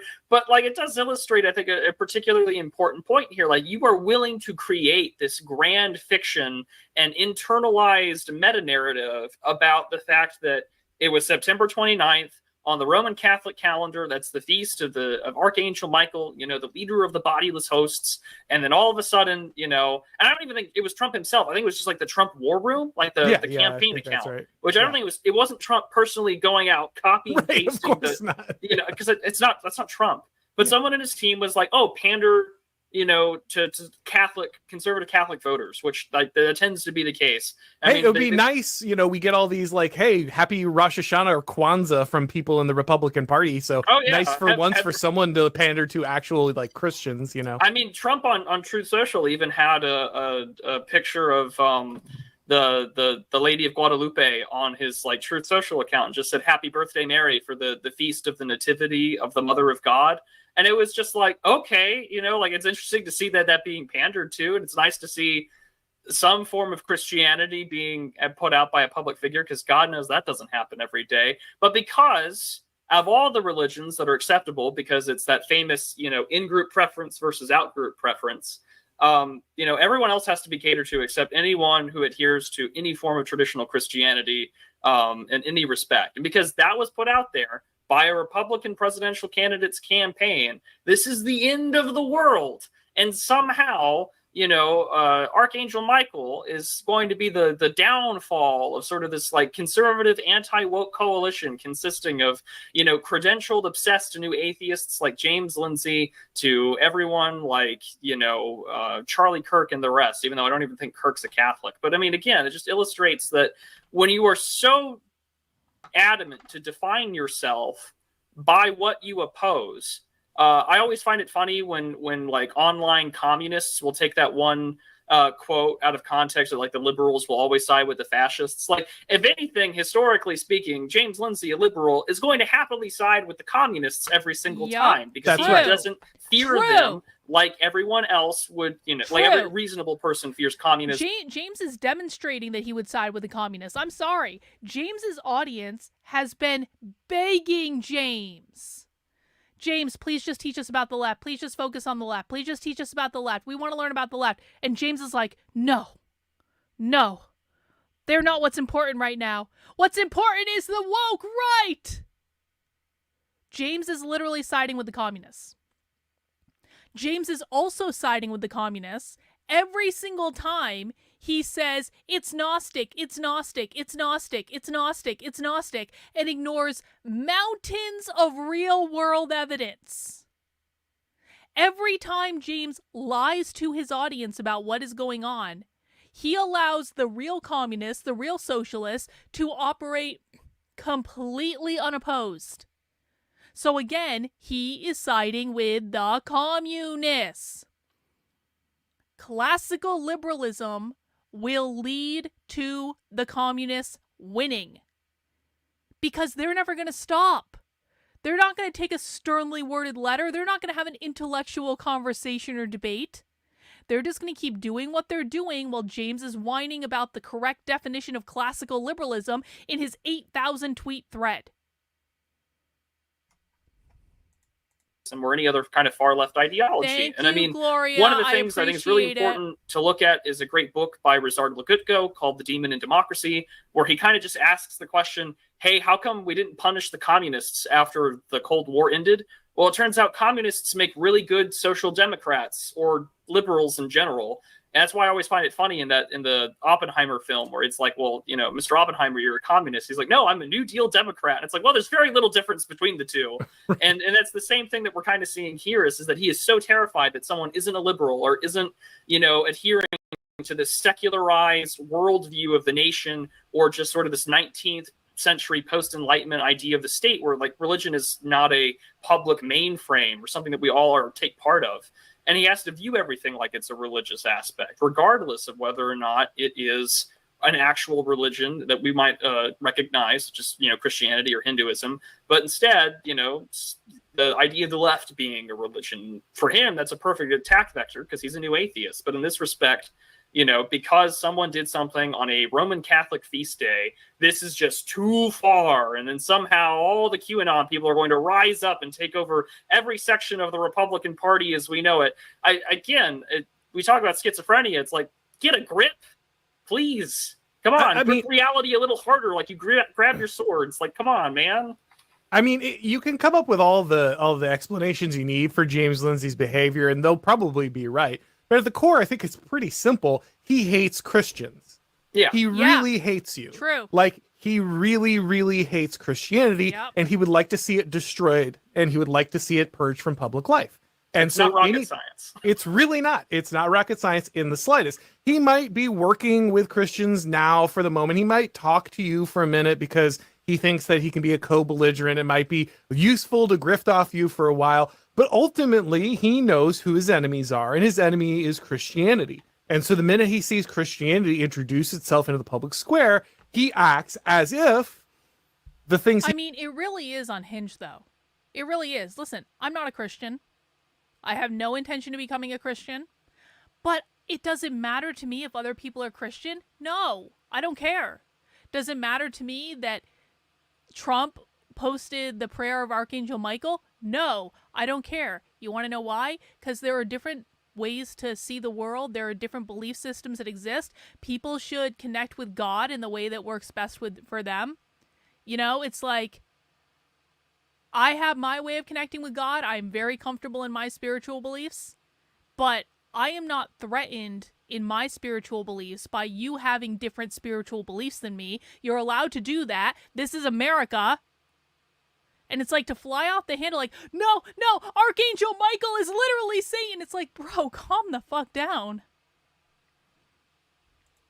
He really hates are involved, right? Because that is what he really hates. He doesn't really hate wokeness. He doesn't really hate the stuff. What he really hates is Christianity. And so when he thinks that he can use Christianity to destroy wokeness, he'll use it for a moment. But the minute he thinks that Christians are actually going to assert themselves and have beliefs and care about things, well, then it's time to demonize them because they're the real danger. The people, as you just pointed out, that he really actually wants to oppose, not the leftists. He is a leftist. He is closer to communists, whether he believes it or not, than he is to anything on the right.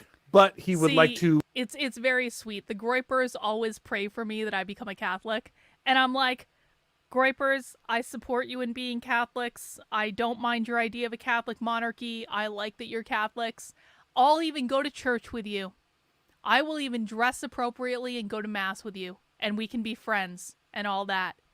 But I'm not going to become a Catholic. But we have managed to, like, at least I think achieve some level. Oh, you're Orthodox. Well, whichever. I'm not going to become a Christian. But I have no problem with you doing it. It's fine. We can still be friends. Create this version of the right, which is just containment 90s leftism. So any actual right is showing up, any Christianity, any actual invocation of the good, the beautiful, and the true. These are things that he has to attack. We'll get deeper into the conspiracy theory in just a moment, but before we do, let me tell you about what Joe Biden is doing to attack the Supreme Court. Don't kid yourself. The future of the Supreme Court is on the ballot. The radical left want to eliminate the court's conservative for the Go Supreme away. Court. No ad. No. Help stop the rise. Let's learn a little bit more about how Catholics are conspiring with a Zoroastrian demon to destroy the United States. So meanwhile, since it's a dialectic attack, remember, dialectic attack, very dangerous buzzword, the left will use it to characterize Trump as a religious warlord. Oh, sorry, I already read that part. Next paragraph. Theosophists have a very particular and evil interpretation of Michael as the bringer of the new age and driver of human evolution, which they explicitly seek to control. Can I ask you, Offensive Saint, just out of curiosity? Because I know other Orthodox groypers as well. Like, how do the Catholic groypers feel about the Orthodox groypers? He is the bridge, the mediator for them between the figures of Christ, Lucifer, and the Zoroastrian demon of chaos and division, Ahriman, from whom they regard as equally sacred parts of a triune whole. The spiritualism of this occult religion, I want to be clear, this is what he thinks has captured Donald Trump's campaign. It is already completely infused in your children's school through social emotional learning. Now, as someone who has had to sit through social emotional learning,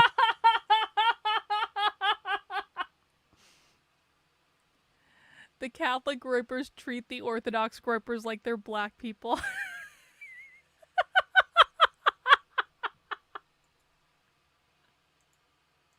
training, I will tell you that it is evil, though I have to be clear, at no point did they bring up a Zoroastrian demon, though I would not have been surprised if they did. Which comes from the Fetzer Institute. The Fetzer Institute is an occult theosophical nonprofit based upon channeling and summoning Michael in order to bring in the next spiritual age of humanity, Aquarius. They say so. Okay, again, just to be clear, the age of Aquarius is going to come whether people like it or not. It's just a simple calendar. The age of Aquarius, we are leaving the age of Pisces. By the way, the age of Pisces is the age of Jesus. I hope everyone understands that, right?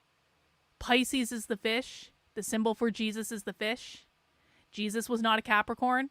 Jesus was a Pisces. The age of Pisces is what we're in right now, kind of on the cusp of Aquarius. The age of Pisces is 2,000 years long, thereabouts. When does that coincide with? Oh, Jesus.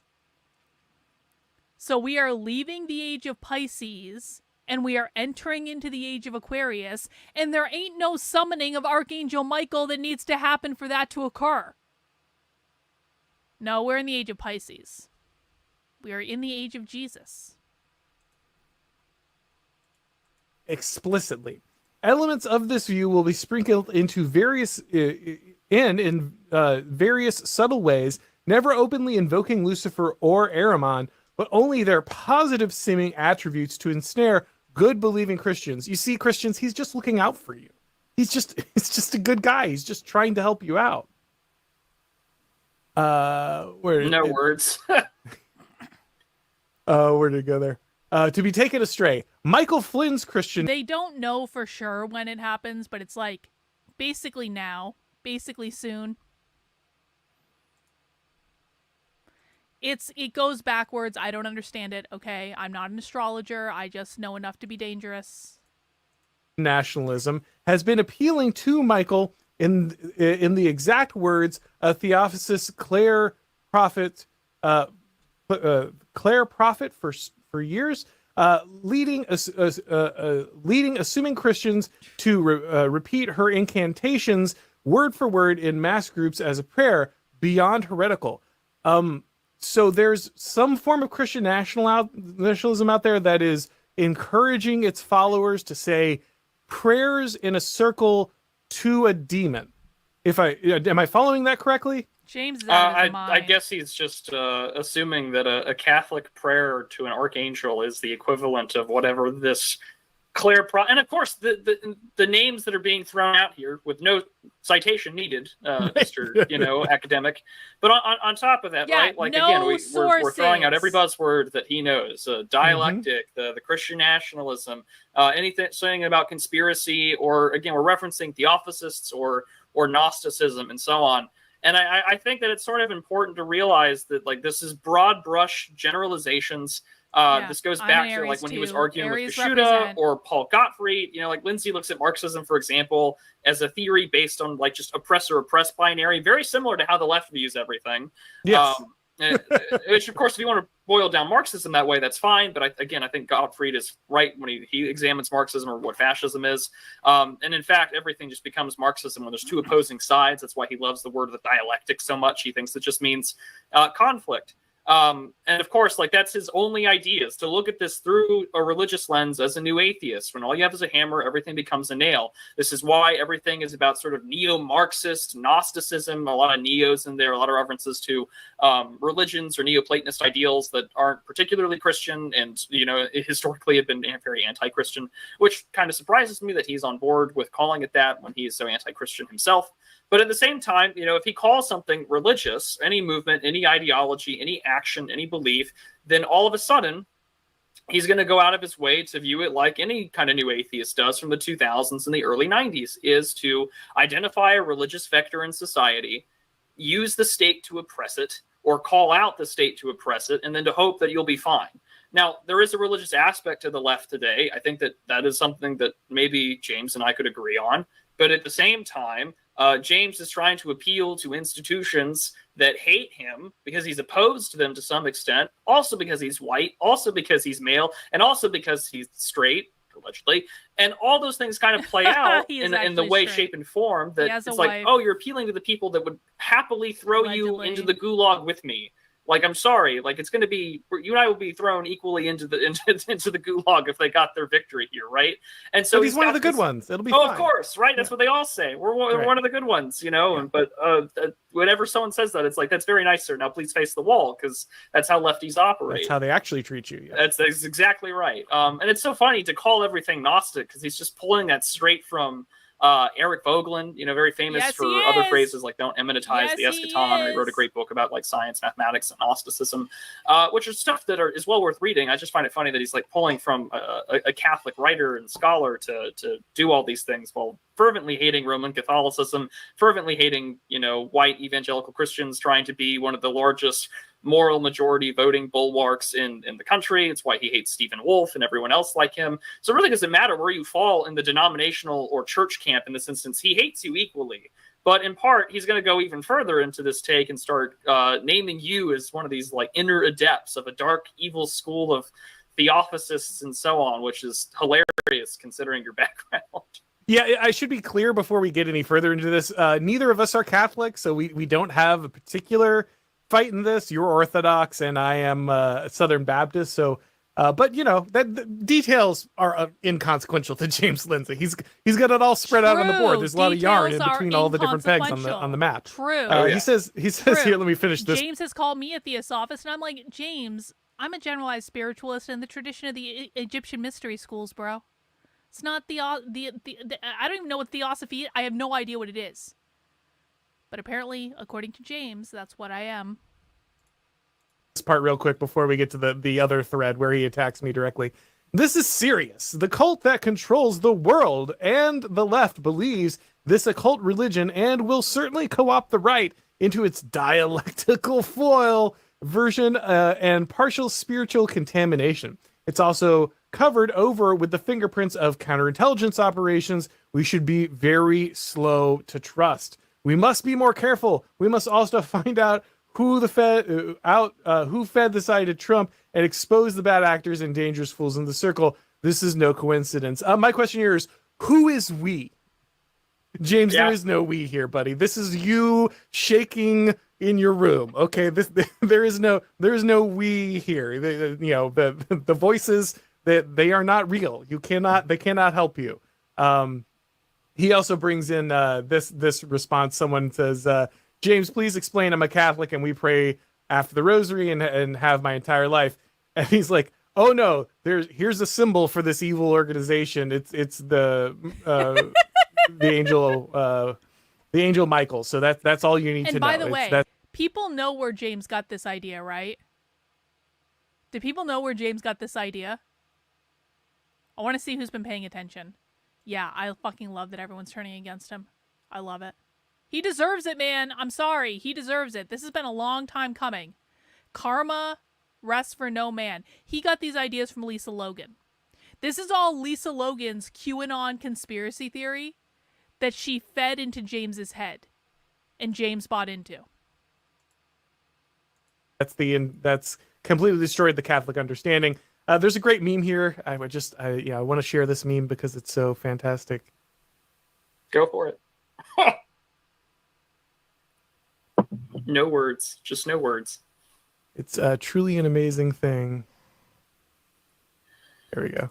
There you go. The Demiurge Breaking pill. Bad. Are you anti-Gnostic? Yeah, that's absolutely brilliant. All right, so here is the other part of the schizo posting, the one where he decides to bring me into this. And again, guys, the drama is not a regular part of the channel, but you know, when someone says stuff like this, I mean, what else are you gonna do? Yeah. All right, so James Lindsay, and again, all of this is screen capped because he's blocked me. I can't see any of this, so I'm just doing my best to reconstruct what people have sent me here. On the woke right, given the lack of access to academia, for the most part, there are only a few professors. Vermeule and Deneen are examples. So very funny. Adrian Vermeule does not like me. He's made that very clear. So what James Lindsay is about to do is group all the people he doesn't like into a basket, even though they in many cases have nothing to do with each other and directly oppose each other. So he's going to list off just everybody he dislikes and assume that they all worship the same cult of demons from Zoroastrianism and something to do with Theosophists. Checks out. So Vermeule and Deneen are Catholic. They're examples.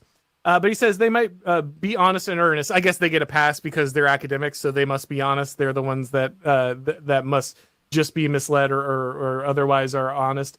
Deneen or not calling Vermeule out, but he's Harvard, so lol. I guess that's a academic rivalry of some kind. I don't know any of James Lindsay's academic background school-wise. Many are in media, though, and to be fair, it's true that any actual right-wing thought has to be done for the most part outside of academia. That's actually one of the things that guys like James Lindsay has made sure of. So what James Lindsay is criticizing here is guys like him have actively gatekept anyone who might actually be right-wing out of academia. So there are very few right-wing professors in academia. I've met several of them through places like ISI. Very nice. There's not very many of them, but they're nice to meet them. And so he's right that a lot of this has to be done. A lot of political theory and other thinking has to be done outside of this. This is why some of the most relevant political theorists and others exploring philosophical issues or politics on the right have had to do some from outside of academia because it's simply a place that has been rejecting it. And James Lindsay and guys like him have been a central part of that. So he's complaining about something that he helped to specifically manufacture.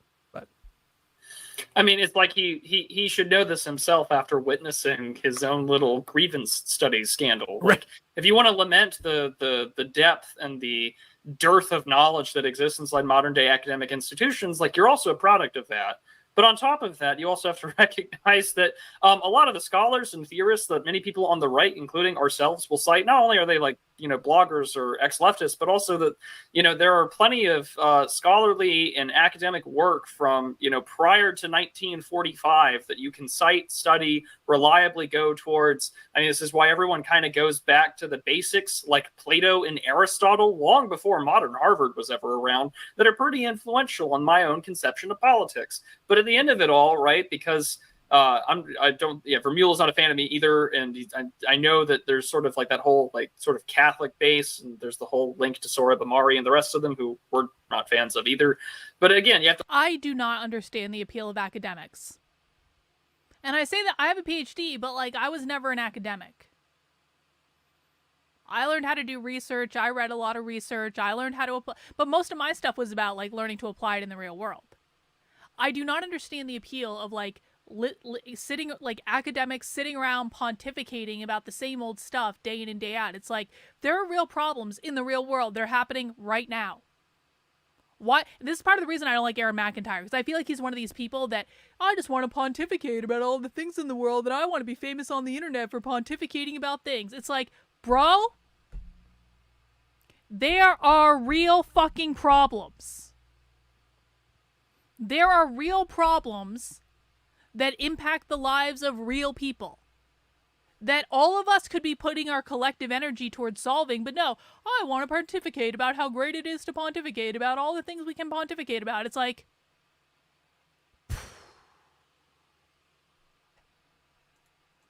to lump everyone together and to attack them. But on top of that, right, we have to put ourselves up. So now James is getting all high and mighty, saying like, because I'm part of the institutions, because I have these credentials, and you don't. The sort of just appeal to authority kind of fallacy, the appeal to these institutions. so what? It's so sad that that you only have these limited ne'er-do-wells to rely on. These people I also just happen to not like. Despite the fact that you can find quite a few conservative professors in universities. They're tiny minorities. They are out there. There's also, I don't know, 5,000 years of recorded human history that I can go towards and cite far better than any sort of study or book that you've ever written or cited. I just don't appeal to the popular liberal consensus. But again, here comes the conspiracy. Well, and again, James is famous for discrediting these exact institutions. So he's fully aware of how corrupt they are. He's fully aware of how destructive they are. He's fully aware how infiltrated they are. He got famous for pointing that out. But because you're not a part of this thing that I have discredited, then you can't actually be legitimate in any way, right? Mm-hmm. It must be said that the recent 2 years ago shift in the voices at the Blaze represent a woke right takeover, part of that operation. Woke right is another one of these words he's trying to get off the ground. I did a video about it a couple months ago at this point.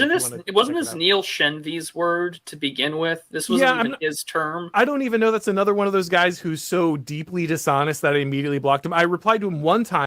I started saying woke right in early 2021. Maybe there was someone who said it before I did. That's entirely possible. It's like they said in the last podcast. It's not like the most anyone can come up with that term. I'm just saying that I started using the term woke right in early 2021, and people can go back and look at my Twitter. Because I thought he was actually and it's asking. In my book.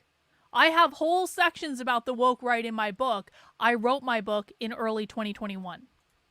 Question, and he immediately was just like quote capping it, taking it out of context, saying nothing. Is like, oh, okay, you're just one of these guys, and I immediately blocked him. So yeah, I really don't know. I don't know anything he does outside of just being incredibly dishonest. But he says perhaps most notably in the heavy promotion of Auron McIntyre, who is undoubtedly a fast-tracked 2020 on woke right inner school adept. I would like to be clear that in 2020 I was teaching high school. I'd like to be clear that I was teaching kids about Reconstruction. That was my job. So if they've been fast tracking people in the woke right inner school, I mean, as an adept, I've of course been promoted since then, several levels. I guess he's saying you were groomed into the position. How the irony is palpable. Yeah. So obviously my takeover of conservative media, I've single-handedly, what incredible power I wield, living rent-free in James's head all day. Let me make the point a little clearer. Thank you, James, because it has not been clear for you regarding the last tweet. The woke right already has at least one major conservative media outlet significantly, but not totally under its control. Yeah, I lead the woke right meetings at the Blaze. There they have the morning prayer to whatever Zoroastrian deity he was talking about. That's just a normal ritual at the Blaze, I guess is the thought there. They openly celebrate Carl Schmittians run the show there now. This is a fascinating thing. So did you know that if you read a book by a philosopher, you are actually immediately a religious follower of that philosopher? That's why they define everything about you, which is why if anyone, James Lindsay read Plato, and that's why he is a fascist, right? He read Plato, he read the Republic. James Lindsay, because he's familiar with the philosophy of Plato and might even cite Plato as being correct about something, he knows that the state should steal the children from their parents early on so that it can form them. James Lindsay believes that 100% because he has read Plato. And those are his rules. By James Lindsay's rules, if you read a philosopher, true, and if you cite anything they say as possibly being correct, I have to say, this guy is doing a more vicious takedown of James than I was.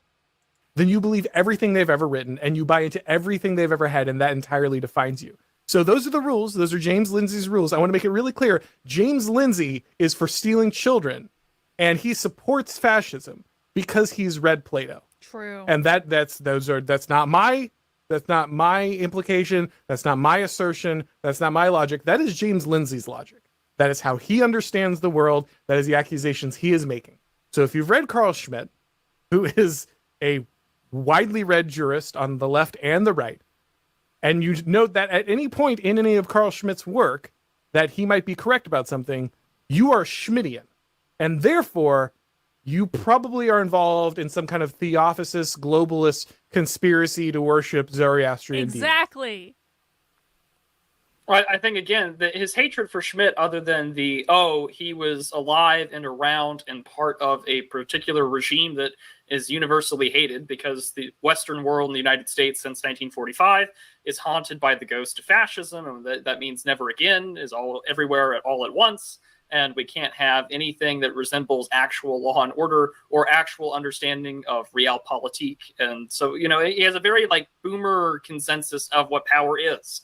And in doing so, the idea of rewarding your friends, your in-group, and punishing the out-group, the enemy. And again, we're to dumb down Schmitt as much as possible and to not actually read any of his work, but to quote mine out of context and then to say, these guys are evil fascists.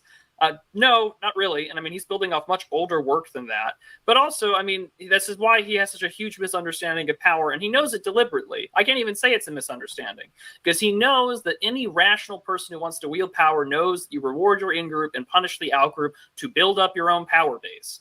However, though, if someone does something about it, let's say, for instance, like Governor DeSantis and Disney, or, Elon Musk and Trump trying to help the actual victims of Hurricane Helen versus the federal government, that seems to be, verboten to him.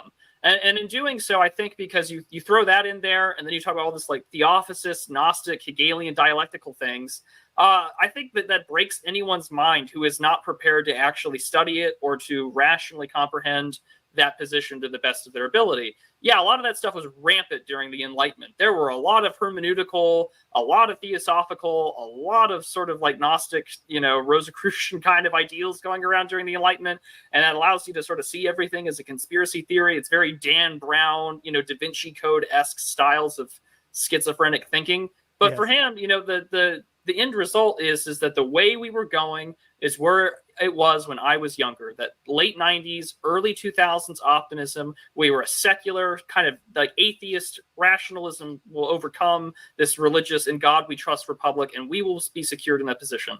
But as we know how the left moves, and as we know how all these things go in a certain direction, it will eventually run over you like your roadkill on a highway in the middle of nowhere. And because you're witnessing that happen, again, that's too far. The left has gone too far. The left has lost its marbles, and we must rebel against it. Well, I hate to break it to you, but if you are part of the reason why they got to that position, you're just as complicit in the madnesses that they are today. But again, we have to use this against his real political enemies, which are the same enemies that actual real dyed-in-the-wool leftists have. He might be a temporarily embarrassed progressive, but he's still a progressive, and that has to be reiterated here. But again, because one person out of the entire online right gets a small show on the Blaze, who primarily, I think, in my personal opinion, have a large amount of people who are Claremonters and really love Leo Strauss a little too much. I don't think that means that there are these these dark, scheming Hegelian, Schmittians out there that want to take over the world. No, I think they just have a moderately better understanding of how the power structure in America actually works. And that frightens James Lindsay, because you can't just poke fun at, someone like yourself for speaking what is actually happening, or having people like myself or Morgoth's Review on or anything else, because all of a sudden, opinions that are not within the lovely progressive bubble he lives in can be heard by people. And I mean, thank God for it. But at the same time, to James, that is unfortunately part of some ravaging conspiracy of people that want to bring about the end of his atheist utopia. And it really is that gatekeeping. It really is understanding, well, I got thrown out of the team I really want to be on. And so now I have to turn the right into the thing I want. So I'm going to tell a bunch of Christian pastors who I hate that actually I'm on their team, so I can go ahead and spread this garbage, and I can push out anybody who actually cares about, Christianity or anything like that. But back to our schizo posting here. We got to stay focused on the schizo posting. He says, beyond that, there's a well-developed and well-funded network of activists in the woke right. Inner school. I'll say this about James Lindsay. He does. He understands that Trump is great at branding, and he's trying to mimic that. He's just very bad at it. So he's like trying to come up with the nicknames and everything's got a code name, and it's the inner school adepts of the woke right, but not so good at it. They're going with a variety of activities in building a parallel economy, which runs in a parallel to what many conservatives have recognized a need to do in the last few years. Okay, so there's this bad plan to have a backup plan in case you get canceled. That's all the parallel economy stuff is, right? Like, people who hate you operate the economy. They will debank you. They'll never debank anybody like James, because James is, a lunatic, but he's also very safe. He's extremely safe for the regime. He believes everything they believe 10 years ago. He's not going to do anything of any real value. So guys like James are fine. So he's not worried about it. He doesn't understand why you would need a parallel economy. I mean, maybe some Christians who might, say a prayer, those guys, they might need a parallel economy because they're crazy and he hates them. But, you must be an insane person to want something like that. A well-developed, well-funded school of activists and networks. I'm going to do a little side-eye here. I just, really, I'm sure there are. You can look at like the Manhattan Institute or whatever. But I mean, if we compare, say, I don't know, the modern, state, where there are like 700 some odd thousand federal employees that are technically professional progressives, as Garvin would say, NGOs. We've all seen how these bureaucrats and such fund left-wing causes versus the drop in the bucket the right gets. Like, if you were to compare the 990, for instance, of like the Claremont Institute in comparison to like the Center for a New American Century or any other sort of left-wing or Democrat-aligned institution, you'll notice that Claremont is like a drop in the bucket the size of a penny versus, 25,000 bars of gold bullion that constitutes the left. But again, some people are realizing, if I network and if I organize and I don't fire my friends, maybe I can actually be something. That constitutes a well-developed, well-funded school of things. And there are plenty of things that you could criticize and talk about, like funding strategies or who they're getting money from.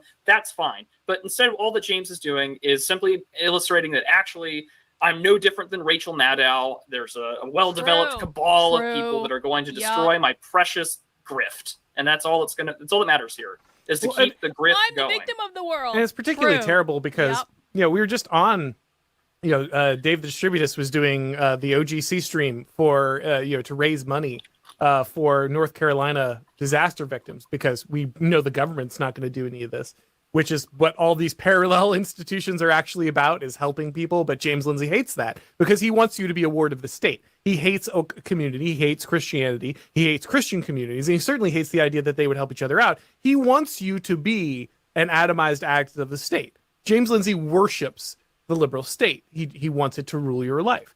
And so in any parallel economies are as much a threat to him as they are to, the actual system itself, because James is a slave to the system.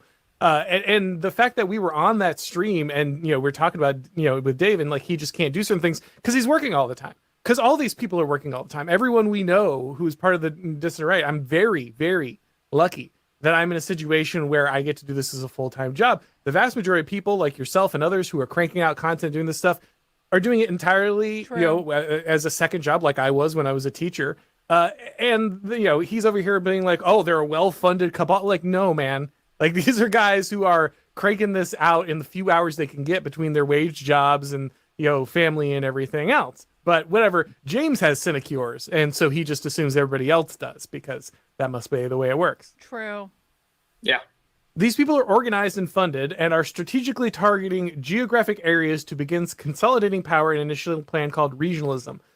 Some of that is wrong, but some of it is right. Yes, that is the plan. The plan is to actually have people work together and have community. Yes, we have a dangerous plan called regionalism, in which people work together and have real communities and are able to rely on each other and not be wards of the state. Now, James hates that because James believes that the liberal state should own your life. James believes in the total state. He is a proponent of it. He worships it. That is what he believes in. He doesn't like the Marxist construction of it or whatever, but ultimately he is totally on board with this as long as it plays by the rules that he wants. So the idea that you would build anything outside of this, very, very dangerous to him, which is ultimately a WEF globalist plan.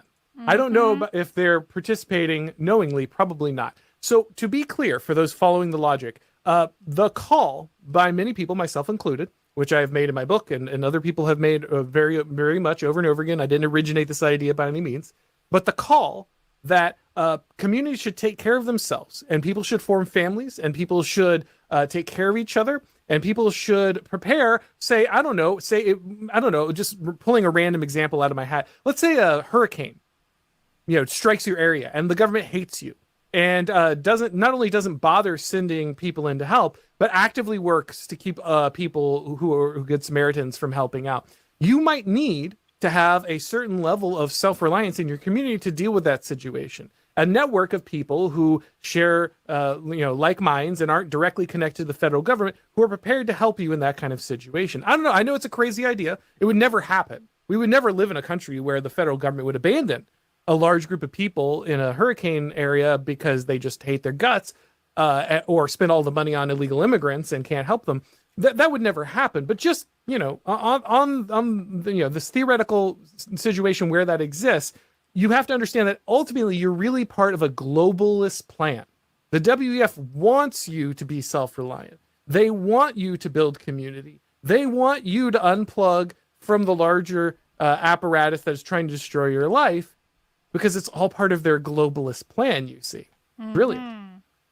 Yeah, and I mean, it's funny how we can come up with an Alex Jones style of conspiracy that still misses the mark on a good chunk of things. Like, we're befuddling fools playing into the groundwork that is the World Economic Forum, who have famously said that, I'll own nothing and I'll be happy and I'll have 15-minute cities in which I'm under a constant, panopticon style of digital surveillance. I mean, we kind of already are now as it is, but still, I don't think so, especially when the idea of regionalism for most people, whether it be like the Southern agrarian tradition, libertarians or the like, saying, no, we shouldn't have power that completely centralized. But this is why James's Twitter feed has been so entertaining. Like, this has been constant for over a week now. Like, how long can this keep going before... I mean, it kind of seems like he's having a little bit of a nervous breakdown. I'm actually starting to feel sorry for James, just a little tiny bit, but I still want to take his place. I need to become the queen anti-communist bitch of the internet. Because my stuff is better, and my audience knows more, and my stuff is better. Did I mention my stuff is better? My stuff is better, it's more accurate, it's easier to explain, I'm a better teacher. Just saying. In a way, Lauren Chen is currently going through a forced detox of Twitter. She's not even banned. Her life is probably just...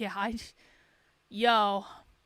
Prayers for Lauren Chen. Honestly, prayers and positivity for Lauren Chen. And we want to be able to act as a network that means that if I am in, let's say, unfriendly blue territory like California, Daniel! I can find friends to either help me find a job or to help me get on my feet as I move over there for some reason. That's what you want. But somehow, this is that we have to all the buzzwords. It's all the buzzwords all at once. It's very much like I mentioned earlier. It's like Rachel Maddow and Russiagate. All those things. We have to make this as scary and as awful as possible. Yo, super chat rally time. Super chat rally time. Let's hit that goal, guys. Thank you, Daniel. Nathan, as a right-winger all my adult life, I find people like James, who became right-wing 5 minutes ago, trying to gatekeep people like me out of the movement, very annoying. I mean, that's the thing. It's like, if there's anything I learned from leaving the left, it's like, Like I don't even know what to say. It's like I'm such in this place where I'm like I like, can we just do something productive? Like, why do we have to be fighting all the time? Can we just do something productive? There is actually a real enemy out there. Can we just be productive? Why do we always have to be fighting? And it's stupid to be like, you know, I showed up this would be like me showing up to the Groypers and being like in a serious way, like, okay guys, I got it from here. It's like, no, I don't got it from here. Like, I'm lucky that the Groypers let me hang out and laugh with them and banter with them, and I enjoy it, and it makes me happy. Okay, it makes me happy in a very dark world. But am I gonna be like, you know, I'm replacing Lauren Witzke? No, I'm not going to be like that, because Lauren Witzke's been around for a really long time, and she's doing lots of stuff, and she has status and like all this stuff. I'm just happy to be here, man. I'm just happy to be here. I'm just happy that people let me hang out. I'm not. James likes to say I'm giving the Groypers orders. I'm like, fuck no, I'm not. I'm not, Nick. Come on. Possible, and somehow you, Auron, are at the forefront of it all, and it's really just a disaster, because, you know, and it's what kills me is this: if you were a left-wing activist, Auron, if you were a progressive that worked with Antifa or the State Department or whatever, you could probably get away with suing him for libel right about now. Right, yeah. Whereas, because you're on the right, that can never happen. But if you were like a Luke Turner figure, God knows you'd be in court like tomorrow over a libel lawsuit over this. But here we are. They're targeting churches. I am an Aries sun, a Leo moon, and a Libra rising. Grassroots organizations and local level, sometimes state level politics, and running the same kinds of wedge strategies typical of cults, wokes, and jihadis. Small numbers lie and integrate. Medium numbers leverage to gain seats. Big rule. So to be clear, he's calling people on the right the American Taliban. And he's borrowing this directly from the left. He's using exactly the language of the left because James Lindsay is a leftist. Yep. He believes in what the left believes. He believes all the things about religion and he agrees with them, and that is why he's using their language.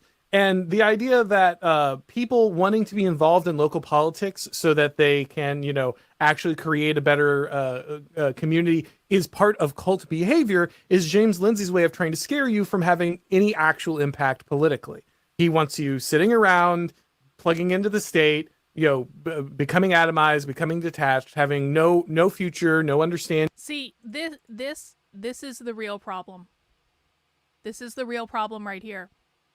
My kid just told me all he learns in school is communism and socialism, but the other kids are too uneducated to know. This is the actual problem. This is actually what we should be fighting. This is actually what's going to fuck everything up. But no. We have to deal with being called Gnostics and Theosophists and Zoroastrians and pegged as being in an Archangel Michael cult of some sort. It's not a serious discussion. He wants you to live the life that the 90s liberals glorified, the one that he glorifies as an atheist, as someone who hates you, who hates religion, who specifically hates Christianity, who hates Catholics, who will go out of his way to create conspiracy theories in which Catholics are trying to take over the world with some kind of satanic prayer. This is who he is. He's very clear about it. You don't have to speculate. You don't have to come up with any, you know, it's all there. He says it, you know, word for word, you know, and it is truly amazing. Hold on, I've got more memes here. That's the good one. Yeah, whenever you know, I'm summoning archangels, which, you know, that's funny. Incredible powers that I have. Apparently so. Yeah. Become the man that James Lindsay, you know, imagines you to be, I guess. Become the holy man that, you know, James Lindsay is terrified of you becoming. You know, our friend Nate Hockman put one out that was also. You sent me that. This is too good as well. Yeah, this one's really good. So Lindsay actually got community noted because he said So, fun fact, there's a statue of Archangel Michael slaying a dragon whose body is a nuclear missile No, outside the UN building. Not Archangel Michael. Well, that's not true. That's St. George, I believe, who you have featured on your own wall. I do. He's right behind me, just above me there, next to Christ. Well, which just proves James Lindsay was right. It looks like you're a part of the conspiracy theory. Apparently so. I'm well aware of the story of St. George, and I got my UN card in my wallet. I'm so sorry, guys. The jig is up. The most famously, one of the most recognizable, like, archetypal Christian images of St. George slaying the dragon. And again, for a guy who was allegedly raised Catholic, he doesn't know shit about his own religion, for starters. Which is the most believable thing in the world, actually. It truly is, because he has spent the majority of his adult life trying to rewrite everything that he grew up with. I mean, like, we often joke on Twitter that, the modern left is this huge deal of, like, I hate my dad. And I mean, James Lindsay's a good part of that. And I mean, and Nate Hockman, which he should follow me back. He's absolutely right. The right has gone woke. We've woken up to the fact that maybe classical liberalism isn't going to save us. Heaven forbid that we look towards something that has meaningful proof of life that can solve our problems. All right. Well, we have about 1 trillion super chats. So we're going to do our best, guys, but we're... All right. That's good enough. That's good enough. You know what? For as much as I do not like this guy, I don't even know who the other one is. Like, someone explained to me he's someone really important. I don't even know who the other guy is. But, like, as much as I don't like, what is it? How do you say it? Auron? Excellent takedown of James Lindsay. I think he did a good job. I still don't like him. I still think he doesn't know what he's talking about when it comes to the left. But, excellent takedown. I enjoyed it. All right, that's enough banter and fun for one evening. That's all I have. Now, guys, normally I do a show with McIntyre on Tuesday nights at 9 p.m. We are going to be canceling the show tonight because my throat's a little bit messed up and McIntyre's dealing with new puppies and that sort of stuff. So I'm not going to be doing a show tonight, but what I will be doing is I will be writing more content for you guys. I do plan on releasing more content tonight over on my book Substack. That is speaksocialist.substack.com. I am really cranking on it. I released 4 chapters yesterday. There are now 10 total. I've got a lot of stuff in the works. I'm cranking it out. We're going to get this book done by the end of the month. And when you sign up on the Substack, you are going to get access to the drafts of my chapters before they're even released in the book. You're going to be able to read the content as I'm writing it. If you guys have comments about the content, if you guys want to see something that I'm not covering, let me know. I can add it in. You guys have a chance to actually influence the book. You get that access to that by going over to speaksocialist.substack.com, signing up for $10 a month, $100 a year. You guys are the ones that are funding the writing of this book. I really do appreciate it. I am completely grassroots funded just by people like you, and I appreciate you guys allowing me to do the work I do. You can also check in on my main Substack, which is, of course, Carlin, KARLYN.substack.com. This is where I do all my basic breakdowns of the woke left. You can check out the re-education document that I posted last night. What does defunding the police have to do with capitalism? Lots of other stuff over there as well, including a video about the most important things you can do to fight back against the left. And if you want to support my work on there, it's $8 a month, $80 a year. I really do appreciate it. Honest Dog Allison with the super sticker! Now listen, we didn't quite make the goal. We didn't quite make it, but we got close enough. And Turd Ferguson! Will you be designing tracksuits for the cult? No, I haven't thought about maybe a jacket. Actually, you know what? They now have jackets, like nice jackets that I can do for my merch store. So maybe we're going to get a cult jacket. How about that? Hey, we did meet the goal! Goal! Speaking of my merch store, guys, you can still get the Halloween designs if you have not seen them yet. Let me just show you the Halloween designs over in my merch store. That is the Unwoke art store. We've got Marxism is coming for your soul. We've got collectivism. We've got everyone is equal until they're not. And we've got actually the bestseller. I wasn't even sure I was going to put this one up. It's the bestseller so far. Marxist Utopia of the Dead. It looks so cool in person. Not that one. This one. Look at those colors in person.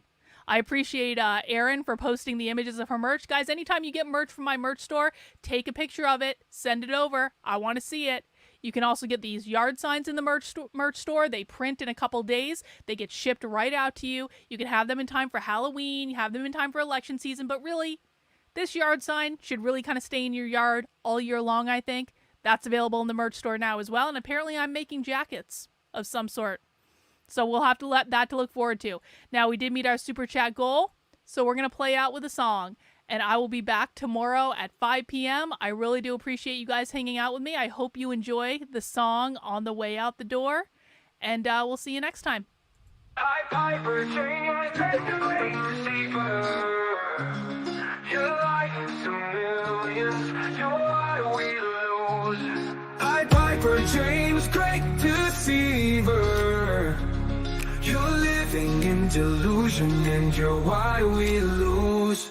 James Lindsay spinning tails, got a fantasy in play, pocketing that cash while he's leading minds astray. Milfs for liberty, he's cashing in the bucks, but his logic's out of whack, man, it's all just muck. Left hates capitalism, he's blind to the facts. Queer theories misunderstood, it's a different attack. Destabilizing norms, breaking down the walls, but James blocks the truth, man, he's lost in the halls. Piper, James, great deceiver.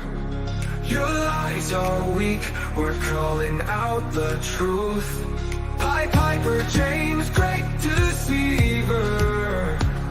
You steal from us, yet you're still deluded.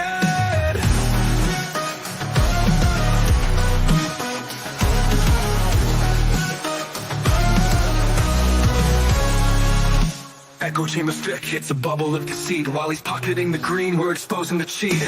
Leonardi, drop the mask with a bang. Where liberation means capital limits, that's the goal. Stop blocking the truth, James, open up your eyes. My theory's misunderstood, capitalism's a pride. Destroying the old norms, shaking up the scene. Face up to reality, stop the serial line.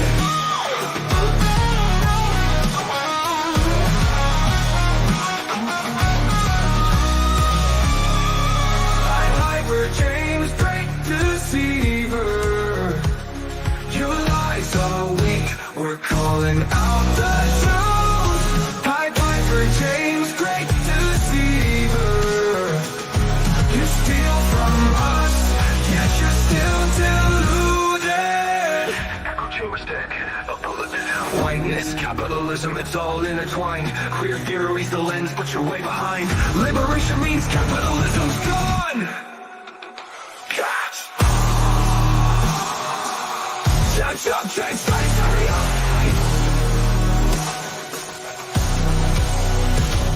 The life will cost us the war, that's the price. No property, no house, no business, no money, no parents, no rights, no lives for us all. Socialist reality built on your lies. Piper, James, great deceiver.